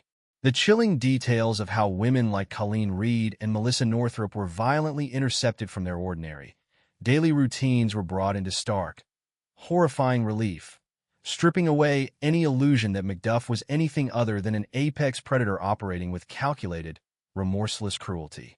As the testimonies unfolded, the courtroom became a theater of profound heartbreak and raw, unfiltered human suffering.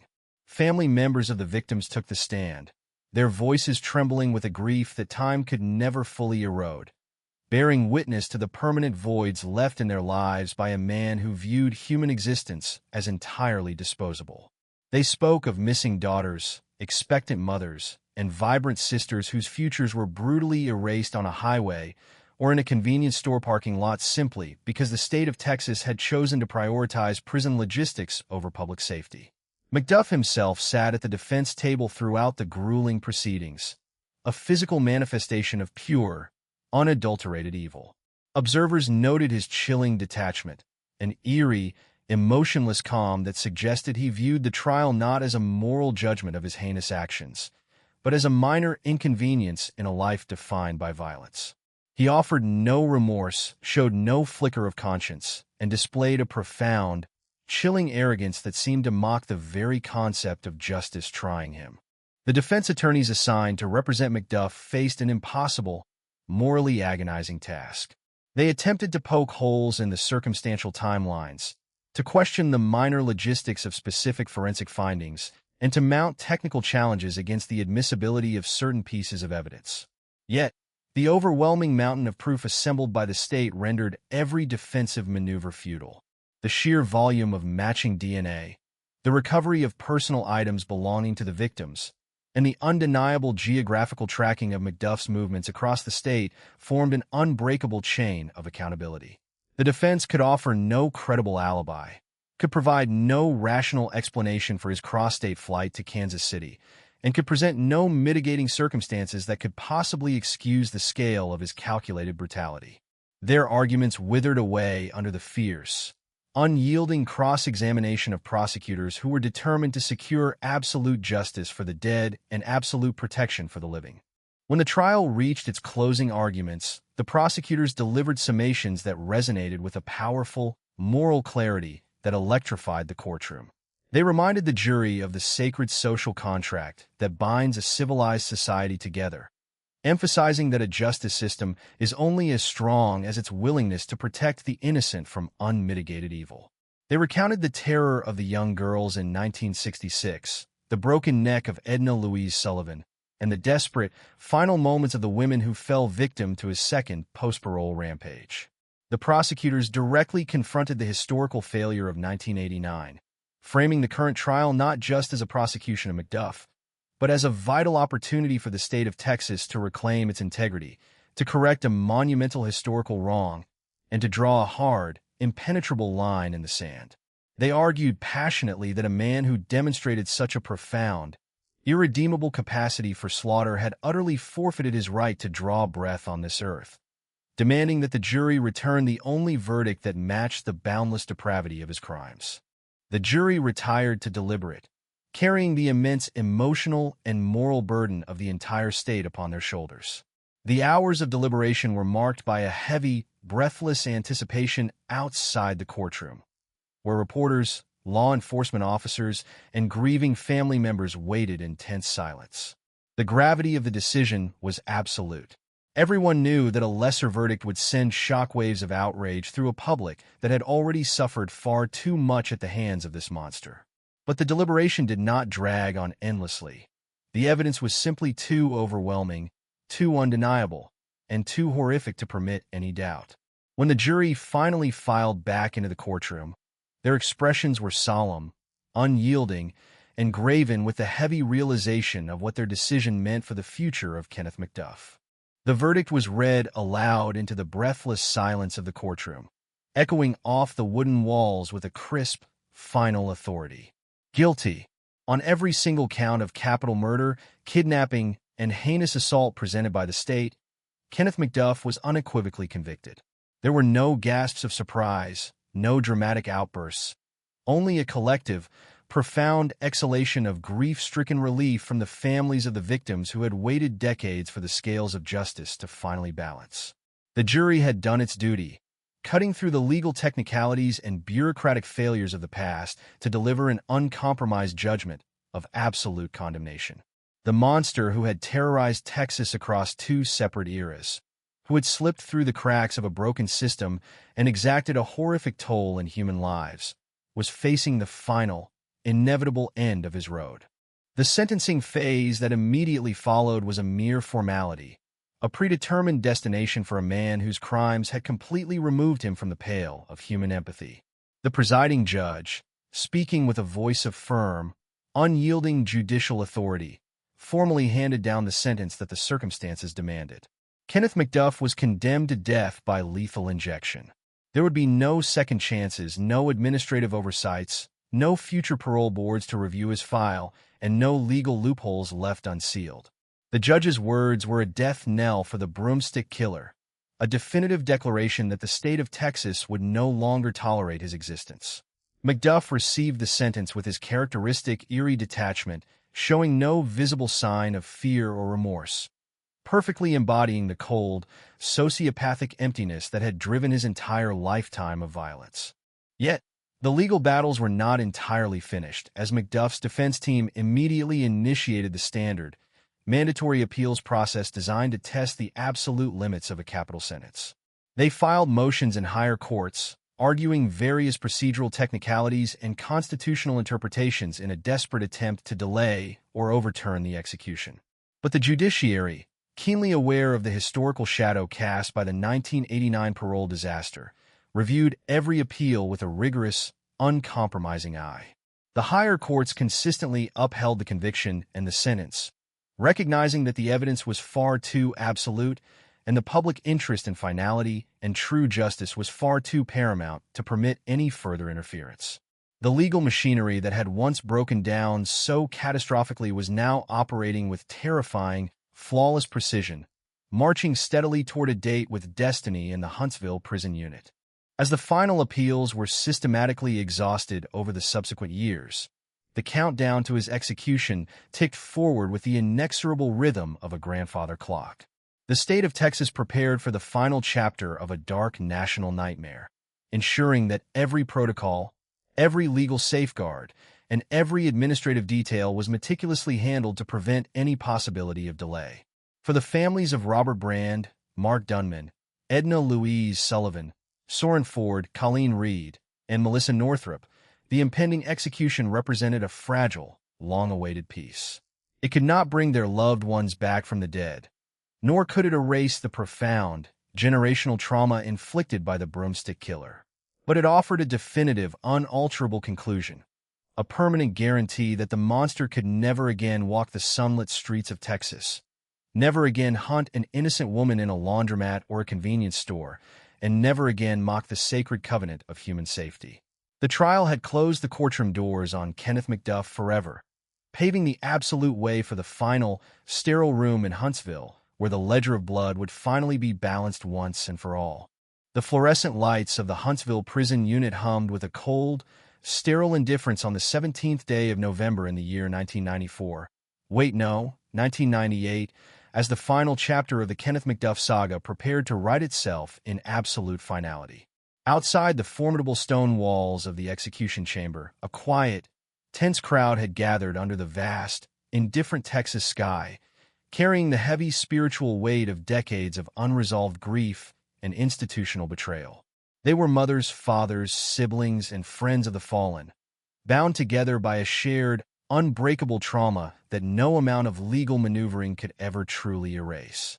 Inside the facility, the machinery of capital punishment moved with a quiet, practiced precision, leaving no room for administrative error, no space for bureaucratic oversight, and no second chances for a man who had squandered every single mercy the state had ever unwisely granted him. There was an intense, collective holding of breath across the entire state of Texas, a shared psychological realization that the long, dark shadow cast by the broomstick killer was finally about to be permanently extinguished from the earth. As Kenneth McDuff was led into the execution room, strapped securely to the gurney, he carried the same chilling, detached demeanor that had defined his entire public existence. He showed no visible tremor of fear, offered no final word of genuine contrition to the families whose lives he had shattered, and displayed a profound, unrepentant sociopathy right up to the final seconds of his breath. The witnesses looked through the thick glass window, staring directly at the man who had destroyed so much light in their world. When the lethal chemicals began to flow through the intravenous lines, ending his biological existence once and for all. There was no cinematic eruption of joy, no triumphant cheering, only a heavy, solemn exhalation of profound relief. The monster was dead. The state had finally completed the obligation it had catastrophically bungled decades prior, ensuring that the ledger of blood was permanently closed. Yet, the physical cessation of his life did not signal an end to the story. Rather, it opened the door to a deeper, more agonizing national reflection on the systemic failures that allowed his second reign of terror to occur in the first place.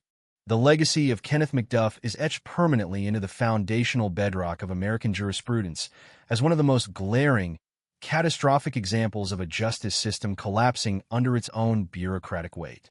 His case stands as a terrifying testament to what happens when administrative convenience and prison overcrowding are allowed to supersede the fundamental safety of a civilized society. The decision made by the Texas Parole Board in 1989 to release a man legally condemned for the brutal murders of 3 teenagers remains an administrative scar that can never truly be healed. It proved to the world that the greatest danger to public safety is sometimes not just the monsters who roam the shadows, but the very institutions built to cage them when those institutions fail through negligence, apathy, and systemic blindness. Every single woman who fell victim to McDuff during his post-parole rampage, from Soren Ford to Colleen Reed to Melissa Northrup, was an entirely preventable casualty of a broken machine, a tragic sacrifice to paper-pushing expediency that destroyed countless families and left an indelible stain on the honor of the Texas legal apparatus. In the blistering aftermath of his recapture and subsequent execution, the shockwaves of public outrage forced the Texas legislature into a period of aggressive, unprecedented self-reckoning. The system could no longer hide behind closed doors or dismiss its fatal errors as isolated anomalies. The public demanded radical, uncompromising structural reform, and the state was legally and morally compelled to deliver. Law enforcement agencies, prosecutors, and lawmakers worked in furious concert to dismantle the loopholes and antiquated policies that had made McDuff's release possible in the first place. The entire penal philosophy of the state underwent a seismic shift, pivoting away from lenient administrative discharges and toward a rigid, uncompromising prioritization of public protection. The horrifying ghost of the broomstick killer became the primary catalyst for a comprehensive overhaul of the Texas criminal justice system, ensuring that never again would a documented, violent predator be handed the keys to his freedom simply because the concrete walls were too crowded to hold him. One of the most immediate and profound changes was the absolute tightening of the parole review process for violent and capital offenders.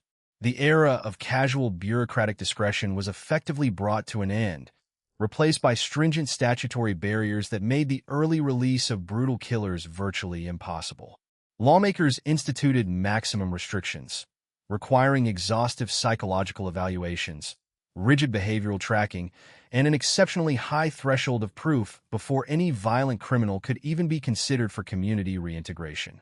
Furthermore, the victims' rights movement gained massive, unstoppable momentum in the wake of the tragedy, permanently altering how the justice system interacts with those left behind by violent crime.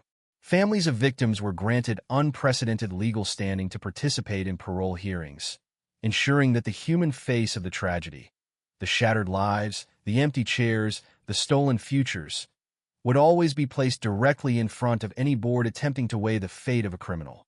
The systemic silence that had once allowed McDuff's file to slip quietly through the cracks of a crowded bureaucracy was permanently shattered by a new mandate of absolute transparency and public accountability.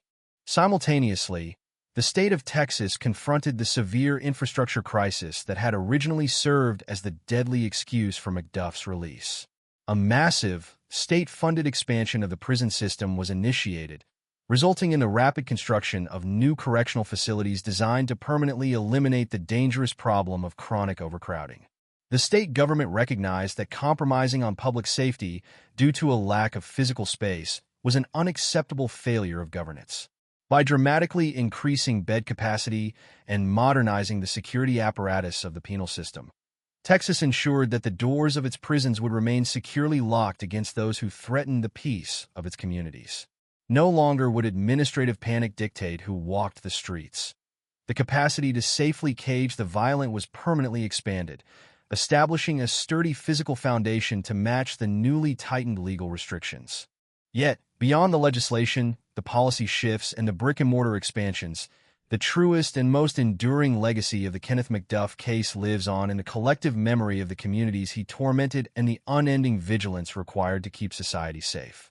It serves as a stark, unyielding reminder that the safety we often take for granted in our daily lives, walking through a parking lot, working a night shift at a convenience store, washing clothes at a brightly lit laundromat, is profoundly fragile, maintained only by the eternal watchfulness of a society willing to hold its institutions accountable. The names of Robert Brand, Mark Dunman, Edna Louise Sullivan, Soren Ford, Colleen Reed, and Melissa Northrup are not merely historical footnotes in a true crime archive.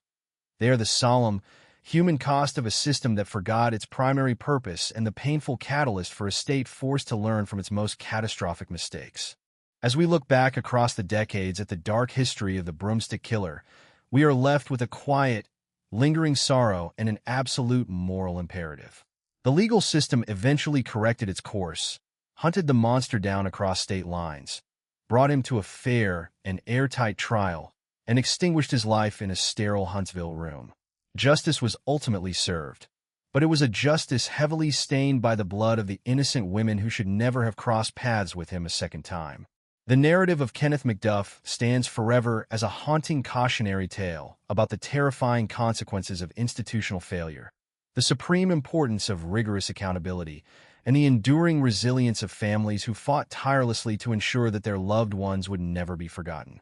The heavy iron gates of the prison finally closed for good on a dark chapter of American history, leaving behind a scarred but profoundly awakened society, forever mindful of the monsters in the dark and the immense cost of leaving the doors unlocked. The ripples of a tragedy as profound as the one carved by Kenneth McDuff extend far beyond the immediate shock of headlines, court verdicts, and execution chambers, embedding themselves permanently into the collective consciousness of a society forced to confront its own vulnerabilities. When we step back to examine the entirety of this dark narrative, we are confronted not merely with the aberrant pathology of a single individual, but with a complex, interconnected web of institutional behaviors, administrative blind spots, and the eternal struggle between human malice and the structures designed to contain it. The case of the broomstick killer serves as a monumental turning point in the history of American criminology, compelling legal scholars, law enforcement agencies, and lawmakers to fundamentally reevaluate how the justice system manages, assesses, and responds to high-risk violent offenders. It laid bare the catastrophic dangers of administrative convenience, proving beyond a shadow of a doubt that when a bureaucracy prioritizes logistical expediency over public safety, the human cost is measured not in abstract figures, but in the stolen lives of innocent people who simply happen to cross paths with a predator unmoored from conscience. To truly grasp the enduring significance of this case, one must examine how the landscape of law enforcement and criminal justice underwent a radical transformation in the wake of McDuff's reign of terror. Prior to the systemic failures that enabled his release in 1989, many local police departments operated within rigid, isolated jurisdictions, often possessing limited means to effectively track or share intelligence regarding transient offenders who moved seamlessly across county and state lines. The decentralized nature of American policing, while designed to protect local autonomy, inadvertently created dangerous gaps that a calculated predator could exploit with terrifying efficiency. McDuff utilized the vast, sprawling network of Texas highways and the immense anonymity of modern commercial centers to evade coordinated scrutiny, leaping from one hunting ground to another without triggering immediate, multi-agency alarms. The horrific realization that a previously condemned serial killer was operating freely across central Texas forced an unprecedented integration of law enforcement resources, uniting local sheriffs, urban police forces, and the legendary Texas Rangers into a cohesive, highly communicative intelligence network designed to ensure that no violent offender could ever again slip through the jurisdictional cracks. This operational evolution was mirrored by a profound philosophical shift in how the justice system approaches offender rehabilitation versus public protection. The traditional penological model of the mid-20th century frequently operated on the optimistic assumption that long-term incarceration inherently diminished the dangerousness of an inmate, leading to parole frameworks that sometimes heavily weighted institutional conformity over deep, rigorous psychological evaluation. The disaster of Macduff's parole shattered that comforting illusion once and for all. It forced the Texas Parole Board and penal institutions across the nation to adopt a far more rigorous, skeptical, and empirically grounded approach to assessing violent criminals. The criteria for release were fundamentally rewritten, establishing ironclad statutory barriers that made the early discharge of capital offenders virtually impossible. Lawmakers instituted mandatory psychological profiling, rigorous behavioral tracking, and an exceptionally high threshold of proof, ensuring that the burden of proof rested heavily on demonstrating absolute rehabilitation rather than merely administrative convenience. The days of releasing a documented predator simply because prison populations exceeded capacity were permanently relegated to a dark, repudiated chapter of legal history. Equally transformative was the profound evolution of victims' rights and advocacy in the American legal landscape. For generations, the judicial process had largely treated victims and their surviving families as external witnesses rather than central participants in the administration of justice. The families of Robert Brand, Mark Dunman, Edna Louise Sullivan, Soren Ford, Colleen Reed, and Melissa Northrup endured an unimaginable crucible of grief, compounded by the administrative betrayal of knowing that their loved one's killer had been let loose by the very state sworn to protect them. Their tireless, agonizing crusade for accountability fundamentally altered the architectural framework of the courtroom and the parole hearing. Families were granted unprecedented legal standing to speak directly to parole boards, ensuring that the human face of the tragedy, the empty chairs at holiday tables, the unfulfilled dreams, the generational trauma, would always be placed squarely in the path of any authority attempting to weigh the fate of a violent criminal. This historic shift ensured that the victims of crime were no longer treated as forgotten statistics, but as enduring moral anchors demanding absolute transparency, respect, and protection from the institutions meant to serve them. Beyond the courtroom and the legislative chambers, the case of Kenneth Macduff left an indelible mark on the psychological and cultural fabric of Central Texas communities. The fear that gripped the region during those dark years fundamentally altered daily routines, commercial practices, and public awareness. Businesses transformed their security infrastructures, installing comprehensive surveillance systems, improving lighting in expansive parking lots, and implementing strict safety protocols for lone employees working late-night shifts in convenience stores and retail spaces. Citizens developed a heightened, vigilant awareness of their surroundings, casting aside the naive assumption of absolute safety in favor of a mature, sober understanding of the hidden dangers that can occasionally manifest in ordinary, everyday spaces. While this collective vigilance carried a heavy emotional toll, it also fostered a stronger, more interconnected sense of community solidarity, where neighbors looked out for one another and demanded greater accountability from the public servants elected to safeguard their neighborhoods. The technological and forensic advancements that emerged in the decades following the Macduff era further transformed the landscape of criminal investigations. The primitive forensic tools and localized information-sharing methods of the 1960s and 90s gave way to sophisticated DNA profiling databases, advanced geographic offender profiling algorithms, and nationwide law enforcement networks that can instantly flag suspicious patterns across state lines. Investigators today possess analytical capabilities that were entirely unimaginable to the detectives who desperately hunted Macduff across the highways of Texas. These modern tools ensure that contemporary law enforcement can identify, track, and apprehend serial predators long before they are able to amass the devastating body counts of the past. Yet, even with all the sophisticated technology at our disposal, criminologists and investigators frequently return to the Macduff case as a haunting cautionary tale, reminding every new generation of law enforcement professionals that technology is only as effective as the human integrity, vigilance, and institutional accountability guiding its application. As the years continue to stretch forward, moving us further away from the harrowing events of 1966 and the dark awakening of the early 1990s, the legacy of the broomstick killer remains a complex, sobering study in the fragility of societal safety and the absolute necessity of eternal vigilance. The legal system ultimately corrected its course, hunted the monster down across state lines, brought him to a fair and airtight trial, and extinguished his life in a sterile Huntsville execution room. But the scars of his crimes remain deeply embedded in the soil and memory of Texas. The narrative of Kenneth McDuff is not merely a dark true crime chronicle designed to evoke horror.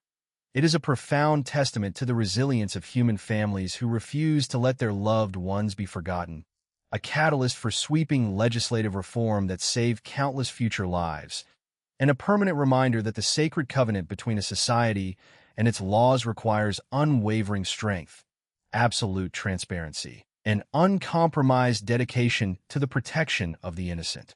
The heavy iron gates of the prison permanently closed on a dark chapter of American history, leaving behind a scarred but profoundly awakened society, forever mindful of the monsters in the dark and the immense, irreplaceable cost of leaving the doors unlocked. When the microphones are finally switched off and the studio lights fade into the quiet dark, the true weight of a story like this settles into the room like a heavy, unyielding mist. True crime is often consumed as entertainment, a macabre puzzle to be solved over a weekend or a dark mystery to be debated in the safety of our living rooms. But when we strip away the pacing, the dramatic tension, and the analytical breakdowns, we are left with the cold, enduring reality of human loss. The case of Kenneth McDuff forces us to confront the most unsettling truths about human nature and the fragile architectures of civilization. It reminds us that evil is not always a grand, abstract concept lurking in the distant shadows of myth, but sometimes wears the face of an ordinary man walking down a dusty Texas highway, blending seamlessly into the background of daily life. The victims whose lives we have traced across these chapters, including Robert Brand, Mark Dunman, Edna Louise Sullivan, Soren Ford, Colleen Reed, and Melissa Northrup, along with the others whose names were stolen alongside their futures, were never mere characters in a narrative arc. They were daughters, sons, mothers, friends, and vital threads in the rich, complex tapestry of their communities. Their stories did not end with a courtroom gavel or a lethal injection in Huntsville, but continue to echo in the quiet grief of the families who wake up every single day to an empty chair and an unalterable absence. We owe it to them to remember not just the horror of how they were taken, but the full, vibrant measure of who they were before the darkness intervened. Their memories demand our profound respect, our unwavering empathy, and our permanent refusal to let their legacies be swallowed by the shadows of a broken system that failed them when they needed protection the absolute most of all. Beyond the immediate human tragedy lies the institutional anatomy of what went so catastrophically wrong during those decades in Texas. The narrative of Kenneth McDuff is ultimately a stark examination of complacency, administrative strain, and the dangerous consequences that unfold when the guardians of public safety lose sight of their core mission. A prison system is constructed to fulfill two distinct and vital functions: to punish those who commit unspeakable acts and, above all, to shield society from individuals who have proven themselves fundamentally incapable of living among civilized people. When the Texas Parole Board released McDuff in the year 1989, driven by the panicked logistics of overcrowded facilities, they abdicated their primary responsibility in favor of administrative convenience. That single decision shattered the unwritten contract between the state and its citizens, proving that institutional failure can sometimes be just as lethal as the actions of a serial killer. The reforms that followed his recapture were necessary, sweeping, and hard-won, but they were forged in the blood of innocent women who should never have been placed in harm's way. We must constantly question the motivations of our bureaucracies, demanding transparency, rigor, and absolute accountability from the agencies tasked with managing dangerous offenders. The lessons extracted from this dark chapter must never be allowed to fade from institutional memory, because the moment a society becomes complacent or prioritizes bureaucratic expedience over human safety, the door is opened once again to the monsters who wait in the dark. It is a sobering realization that demands eternal vigilance from every judge, every legislator, every law enforcement officer, and every ordinary citizen who believes in the rule of law. Justice is not a static destination. It is an active, ongoing daily commitment that requires courage, honesty, and an unyielding dedication to protecting the vulnerable from the dark forces that threaten to tear our communities apart at the very seams of life. As we listen to the final notes of this tragic chapter, we are drawn back to the human element that anchors the entire narrative. True crime is fundamentally about the people behind the headlines, the individuals whose ordinary daily routines were abruptly shattered by unmitigated cruelty. When we think of the families of Robert Brand, Mark Dunman, and Edna Louise Sullivan, who waited decades for closure while the man who killed their children sat breathing in a cell, we are reminded of the profound resilience of the human spirit. They endured a nightmare that was compounded by an unforgivable system error, yet they never stopped fighting for the truth and for the memory of those they lost. Similarly, the families of Soren Ford, Colleen Reed, and Melissa Northrup faced a sudden, terrifying void created by a release that should never have been permitted. Their courage in the face of overwhelming grief, their willingness to stand up and speak out, and their determination to see justice fully and properly served transformed the legal landscape of Texas. They ensured that their loved ones would never be reduced to forgotten statistics, breathing life and dignity into names that might otherwise have been lost to the cold archives of history. Their enduring strength serves as the true moral compass of this entire chronicle, guiding us through the darkness and reminding us of what is truly at stake when the machinery of justice falters. We carry their stories forward, not out of morbid curiosity, but out of a deep, collective responsibility to honor their existence and to ensure that the mistakes of the past are never repeated. In remembering them, we reaffirm our shared humanity and our solemn commitment to a world where safety is preserved, where justice is absolute, and where the innocent are fiercely protected from the monsters who seek to destroy them with malice in every single passing hour of the day.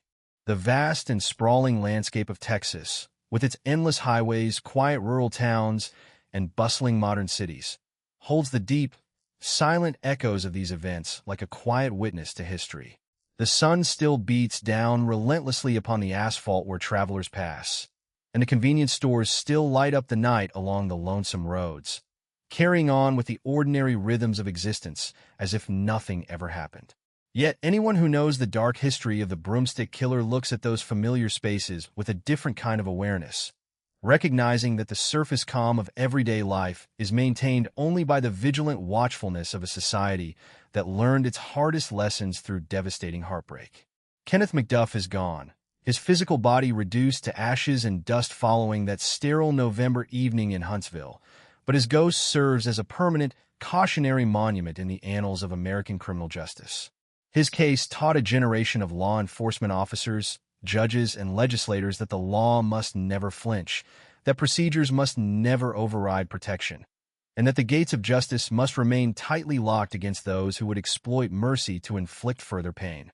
As we bring this chronicle to a close, we leave behind the courtroom dockets, the police reports, and the grim statistics, returning instead to the names that truly matter. Robert, Mark, Edna, Soren, Colleen, and Melissa. They are the true heart of this narrative. Individuals whose lights were extinguished far too soon by a combination of human malice and systemic failure. Their memories remain sacred, guarded by the eternal vigilance of those who refuse to let them be forgotten. We step back into the quiet hum of the world, carrying their stories with us, forever mindful of the shadows that linger at the edges of the light and the profound, irreplaceable value of every single human life on this earth today and always. As we conclude this deep exploration into the dark and winding history of the broomstick killer, we are reminded that storytelling in the realm of true crime carries a profound ethical responsibility. It is not enough simply to recount the grotesque details of violence or to chronicle the intricate steps of a police investigation. We must also examine the systemic failures that allowed such atrocities to compound, and we must honor the lives of those who paid the ultimate price for administrative negligence. The narrative of Kenneth McDuff is a chilling masterclass in what happens when the institutional walls protecting society begin to crumble from within. It is a stark reminder that justice is never guaranteed by legislation alone, but must be continuously defended by an engaged public, dedicated investigators, and unyielding prosecutors who refuse to let the powerful mechanisms of the law falter in their duty. The families of the victims showed us a remarkable, breathtaking resilience in their darkest hours, turning their personal tragedies into an enduring force for systemic reform and public accountability. Their tireless efforts ensured that the errors of 1989 would never be repeated, transforming the parole boards, expanding the prison infrastructure, and reshaping the legal protections afforded to the vulnerable across the state of Texas and beyond. When we look back at the dark years of 1966 and the terrifying resurgence from 1989 to 1992, we do so not to sensationalize the cruelty of a monster, but to pay homage to the lives of Robert, Mark, Edna, Soren, Colleen, and Melissa. Their stories are woven permanently into the fabric of our collective legal conscience, serving as an eternal beacon of warning and a testament to the unyielding strength of human dignity. We leave this case behind in the archives of history, but the lessons it taught us must remain sharp, clear, and present through time itself. As the final chapters of this extensive and harrowing investigation settle into the vast archives of true crime history, the true magnitude of what transpired across the heartland of Texas lingers with a quiet, persistent gravity. We began this journey by examining the fragile covenant that exists between a society and the laws built to protect it, exploring the dark and terrifying consequences that unfold when that covenant is violently fractured from within. Throughout this series, we have walked step by step through the blood-soaked timeline of Kenneth McDuff, tracing his origins from the scorching summer of 1966 in Fort Worth, through the catastrophic administrative blind spots that unlatched his cage in 1989, down to the frantic, multi-agency manhunt that finally cornered him in Kansas City in 1992. We have confronted the chilling reality of a predator who viewed human life as entirely disposable, and we have analyzed the systemic failures of a bureaucratic machine that prioritized prison overcrowding over the safety of its citizens. But as we stand at the culmination of this dark chronicle, looking back across the vast landscape of pain, terror, and legislative reform, we realize that the story of the broomstick killer is not merely an isolated anomaly of a bygone era. It is a profound and unsettling mirror held up to human civilization, reflecting our deepest vulnerabilities, our collective institutional flaws, and the eternal, unyielding price of maintaining safety in a world where darkness can sometimes wear an ordinary human face. The journey through these events has forced us to look past the sensationalized headlines and confront the raw, unfiltered human cost of negligence, reminding us that every single procedural loophole, every delayed background check, and every rushed administrative decision carries a devastating, irreversible human toll. The legacy of this case, etched permanently into the foundational bedrock of the Texas legal system, serves as an eternal testament to the power of relentless accountability and the fierce resilience of grieving families who refuse to let their loved ones be forgotten. When the state legislature was forced into a radical, unprecedented self-reckoning following McDuff's recapture, it did not merely patch the cracks in a broken foundation. It fundamentally rebuilt the entire architecture of criminal justice and victim protection. The reforms that dismantled the casual discretion of the parole boards, the massive expansions of prison infrastructure that eliminated the dangerous excuse of overcrowding, and the elevation of victims' rights to the very center of the judicial process were all hard-won victories born directly from the ashes of unimaginable tragedy. These changes stand as a permanent barrier against future complacency, ensuring that no documented, violent predator will ever again be handed the keys to freedom simply because the administrative machinery found it convenient to forget the names of the vulnerable. Yet, while the laws were rewritten and the administrative protocols were permanently hardened, the physical and emotional scars left by the broomstick killer remain deeply embedded in the soil of Central Texas, serving as a solemn reminder that legislative reform, no matter how comprehensive, can never truly resurrect the lives that were so callously stolen. The institutional memory of these events must remain permanently sharp and vigilant, because history repeatedly demonstrates that freedom and security are never guaranteed possessions, but rather fragile privileges that must be actively guarded with unwavering courage, absolute transparency, and uncompromised dedication every single day. When we return our focus to the human center of this narrative, moving away from the court dockets, the legislative bills, and the forensic reports, we are met once again with the profound and enduring grief of the families whose lives were shattered by the actions of one man. Robert Brand, Mark Dunman, Edna Louise Sullivan, Soren Ford, Colleen Reed, and Melissa Northrup were not mere casualties in a statistical spreadsheet. They were vibrant individuals with entire universes of potential, dreams, and relationships stolen from them in the prime of their lives. Their stories represent the true, beating heart of this entire chronicle, reminding us that true crime storytelling carries an immense, sacred ethical responsibility to honor the human dignity of the victims above all else. The families who endured decades of agonizing waiting, navigating the complex and often frustrating corridors of the legal system while fighting tirelessly for justice, demonstrated a breathtaking resilience that towers above the cruelty of the monster who targeted them. Their unwavering courage transformed their personal nightmares into a powerful, enduring force for systemic change, ensuring that their lost loved ones would forever be remembered not as victims of a tragedy, but as the foundational catalysts for a safer, more accountable society. We carry their names forward not out of morbid fascination with the dark acts committed against them, but out of a deep, collective moral obligation to ensure their memories remain untouched by time, serving as a beacon of light against the shadows of human depravity and institutional failure. As we bring this extensive exploration to its definitive close, the vast and sprawling landscape of Texas continues its daily rhythm under the open sky, carrying the deep, silent echoes of history within its modern highways, bustling cities, and quiet rural towns. The convenience stores still cast their steady, protective lights across the lonesome night roads, and the citizens move through their routines with a mature, awakened awareness of the world around them, holding fast to the hard-earned lessons of the past. Kenneth McDuff is long gone, his physical existence permanently extinguished inside the sterile, humming walls of the Huntsville execution chamber in November of 1998, leaving behind a legacy defined entirely by the terror he wrought and the sweeping reforms he inadvertently catalyzed. His ghost remains a permanent, cautionary monument in the archives of American criminal jurisprudence, a stark and unyielding warning about what happens when the guardians of public safety falter in their fundamental duty.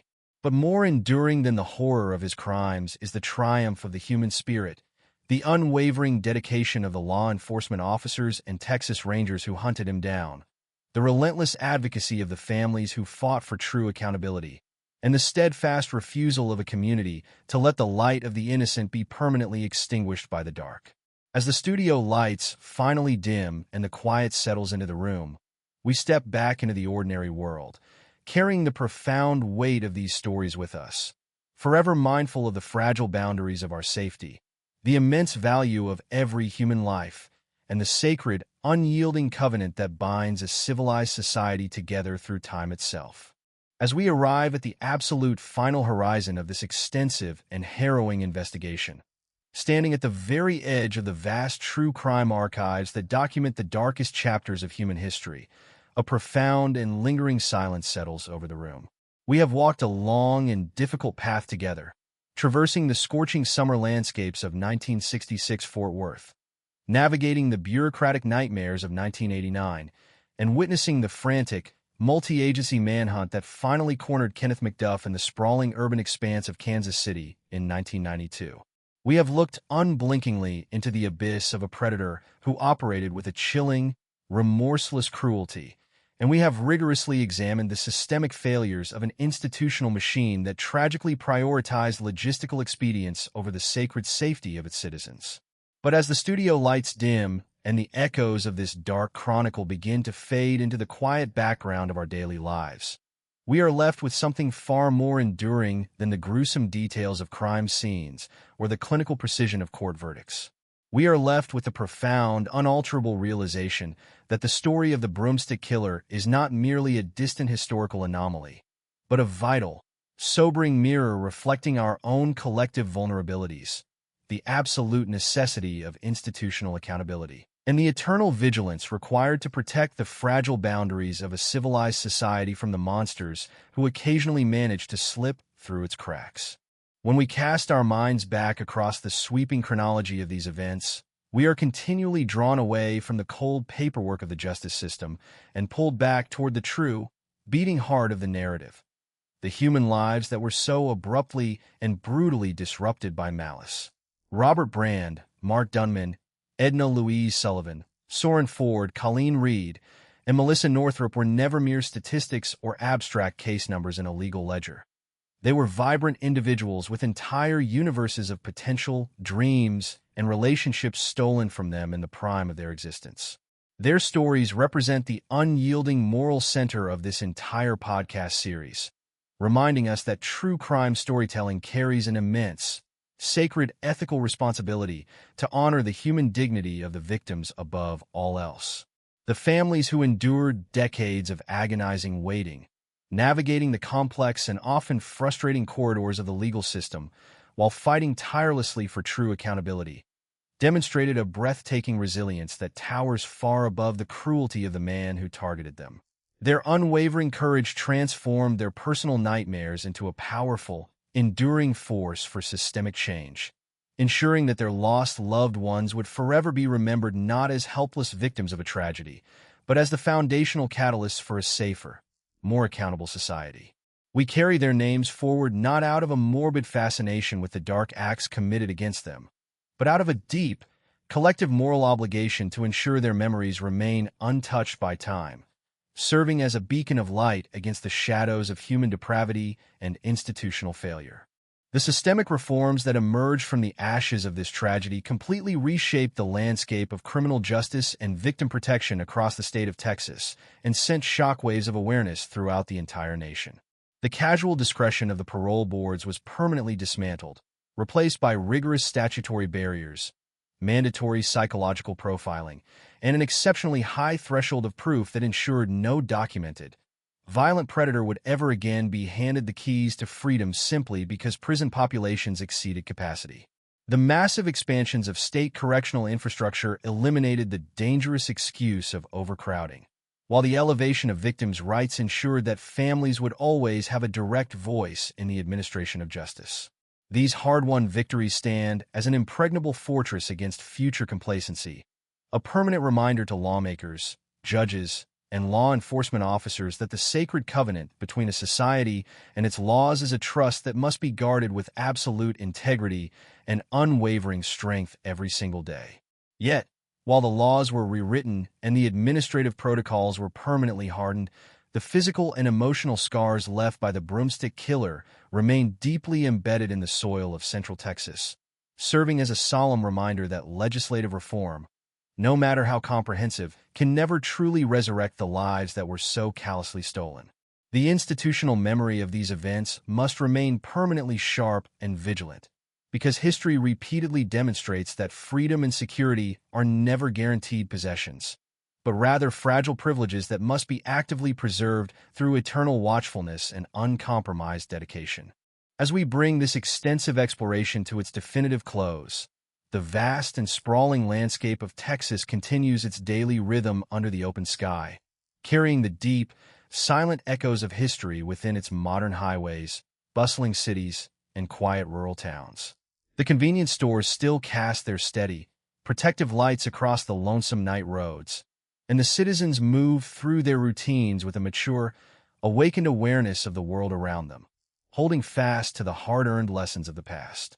Kenneth McDuff is long gone, his physical existence permanently extinguished inside the sterile, humming walls of the Huntsville execution chamber in November of 1998, leaving behind a legacy defined entirely by the terror he wrought and the sweeping reforms he inadvertently catalyzed. His ghost remains a permanent, cautionary monument in the archives of American criminal jurisprudence, a stark and unyielding warning about what happens when the guardians of public safety falter in their fundamental duty. But more enduring than the horror of his crimes is the triumph of the human spirit, the unwavering dedication of the law enforcement officers and Texas Rangers who hunted him down, the relentless advocacy of the families who fought for true accountability, and the steadfast refusal of a community to let the light of the innocent be permanently extinguished by the dark. As the studio lights finally dim and the quiet settles into the room, we step back into the ordinary world, carrying the profound weight of these stories with us, forever mindful of the fragile boundaries of our safety, the immense value of every human life, and the sacred, unyielding covenant that binds a civilized society together through time itself. The journey we have taken across these comprehensive chapters has not been merely an academic exercise in historical reconstruction or a sensational recounting of violence. It has been an intentional descent into the darkest corridors of the human condition and institutional fragility. When we reflect upon the sweeping arc of Kenneth McDuff's existence, from his violent genesis in the summer of 1966 in Fort Worth, through his catastrophic release in 1989, down to his eventual rightful eradication in Huntsville in 1998, we are forced to confront uncomfortable, profound questions about the nature of justice, mercy, and accountability. Society constructs its laws and builds its prisons on the comforting assumption that evil can be definitively identified, isolated, and permanently neutralized. We rely on the unwritten covenant that allows ordinary citizens to sleep securely in their beds, believing that the monsters of the world are locked safely away behind impenetrable walls of concrete and steel. But the narrative of the broomstick killer shatters that comforting illusion with brutal clarity, revealing how quickly a complex system of checks and balances can falter when bureaucracy, overcrowding, and administrative complacency are allowed to override the fundamental duty of public protection. The true tragedy of this case lies not simply in the monstrous actions of one individual, but in the institutional failure that gave that individual a second chance to inflict unspeakable devastation across a vulnerable population. When the Texas Parole Board looked at McDuff's file in 1989 and decided that prison overcrowding justified his premature release, they did not just open a cell door. They unleashed a predatory force back into a world that had long since believed it was safe from his wrath. Every single woman who fell victim to his second reign of terror, Soren Ford, Colleen Reed, Melissa Northrup, and the countless other unnamed lives whose futures were abruptly truncated, paid the ultimate price for administrative expedience. Their lives were stolen not because evil is invincible, but because the machinery designed to shield the innocent momentarily forgot its core purpose. This sobering reality forces us to look beyond the immediate shock of true crime narratives and examine the ongoing responsibilities of governance. A justice system is never a finished monument. It is a fragile, living structure that requires constant oversight, rigorous skepticism, and an unyielding refusal to compromise on public safety for the sake of bureaucratic convenience. The investigators, detectives, and Texas Rangers who dedicated countless hours to tracking McDuff across the sprawling expanse of Texas carried a burden that few outside of law enforcement can truly comprehend. They were the ones who had to piece together the blood-soaked fragments of a cross-state rampage, walking through desolate grave sites and comforting shattered families who had already endured the unthinkable decades prior. Their relentless pursuit of the truth was driven by a deep, professional honor and a moral imperative to correct a catastrophic historical wrong. When they finally cornered McDuff in that modest Kansas City location in May of 1992, they did not just arrest a serial killer. They restored a measure of integrity to a legal apparatus that had been profoundly stained by negligence. Their tireless work reminds us that behind every cold case file, every forensic report, and every courtroom battle, there are dedicated human beings who refuse to let the darkness win, standing as an enduring bulwark between civilized society and the predators who seek to tear it apart from the seams. Yet, even as the legal system ultimately corrected its course, bringing McDuff to a fair trial and executing his sentence within the sterile confines of the Huntsville unit, the emotional and psychological ripples of his crimes continue to resonate deeply within the communities he terrorized. Central Texas changed forever during those dark years. The innocence that characterized the quiet towns and bustling cities was permanently replaced by a mature, vigilant awareness of the world's hidden dangers. Businesses transformed their operations, installing modern security infrastructure and enforcing strict safety protocols for employees working late hours. Citizens developed a heightened mindfulness of their surroundings, recognizing that the safety of everyday spaces, a brightly lit laundromat, a convenience store parking lot, an open highway, is maintained only through eternal watchfulness and community solidarity. The legacy of the broomstick killer is thus inextricably bound to a profound cultural awakening, proving that even out of the deepest and most agonizing tragedies, a society can forge a stronger, more resilient commitment to protecting its most vulnerable members from harm. To truly honor the victims of this dark history, we must move far beyond the mechanics of the investigation and the legal reforms that followed, centering our focus entirely on the human dignity of those who were lost. Robert Brand, Mark Dunman, Edna Louise Sullivan, Soren Ford, Colleen Reed, and Melissa Northrup were vibrant individuals with unique aspirations, deep relationships, and entire futures stretching out before them until their lives were violently truncated by malice. Their families endured a generational crucible of grief, navigating the frustrating corridors of the justice system while fighting tirelessly to ensure that their loved ones would never be reduced to forgotten statistics. The breathtaking resilience displayed by these families transformed their personal nightmares into a powerful, enduring force for systemic accountability, ensuring that the mistakes of the past would serve as an eternal warning rather than a recurring curse. We carry their names forward not out of a morbid fascination with violence, but out of a profound, collective moral obligation to keep their memories bright against the encroaching shadows of time, honoring their existence through our shared commitment to a safer, more just world. As we reflect on the broader cultural phenomenon of true crime storytelling, we must confront the ethical responsibilities that accompany the narration of such deeply painful events. True crime is frequently consumed as entertainment, a macabre puzzle to be solved over a weekend or a dark mystery to be debated in safety, but it is fundamentally a chronicle of real human suffering and monumental institutional failure. When we strip away the pacing, the dramatic tension, and the structural analyses, we are left with the cold, enduring reality of human loss and the solemn duty to remember the people behind the headlines. Narratives like the one we have explored across these extensive chapters serve a vital purpose, not to sensationalize cruelty, but to ensure that history's darkest mistakes are examined, understood, and never repeated. They remind us of the fragile boundaries of our safety, the immense value of every human life, and the sacred, unyielding covenant that binds a civilized society together through time, demanding that we remain forever vigilant, compassionate, and dedicated to the protection of Scripture, truth, and the innocent against the forces of darkness. The vast and sprawling landscape of Texas continues its daily rhythm under the open sky, carrying the deep, silent echoes of history within its modern highways, bustling cities, and quiet rural towns. The sun still beats down relentlessly upon the asphalt where travelers pass, and the convenience stores still light up the night along the lonesome roads, carrying on with the ordinary rhythms of existence as if nothing ever happened. Yet, anyone who knows the dark history of the broomstick killer looks at those familiar spaces with a different kind of awareness, recognizing that the surface calm of everyday life is maintained only by the vigilant watchfulness of a society that learned its hardest lessons through devastating heartbreak.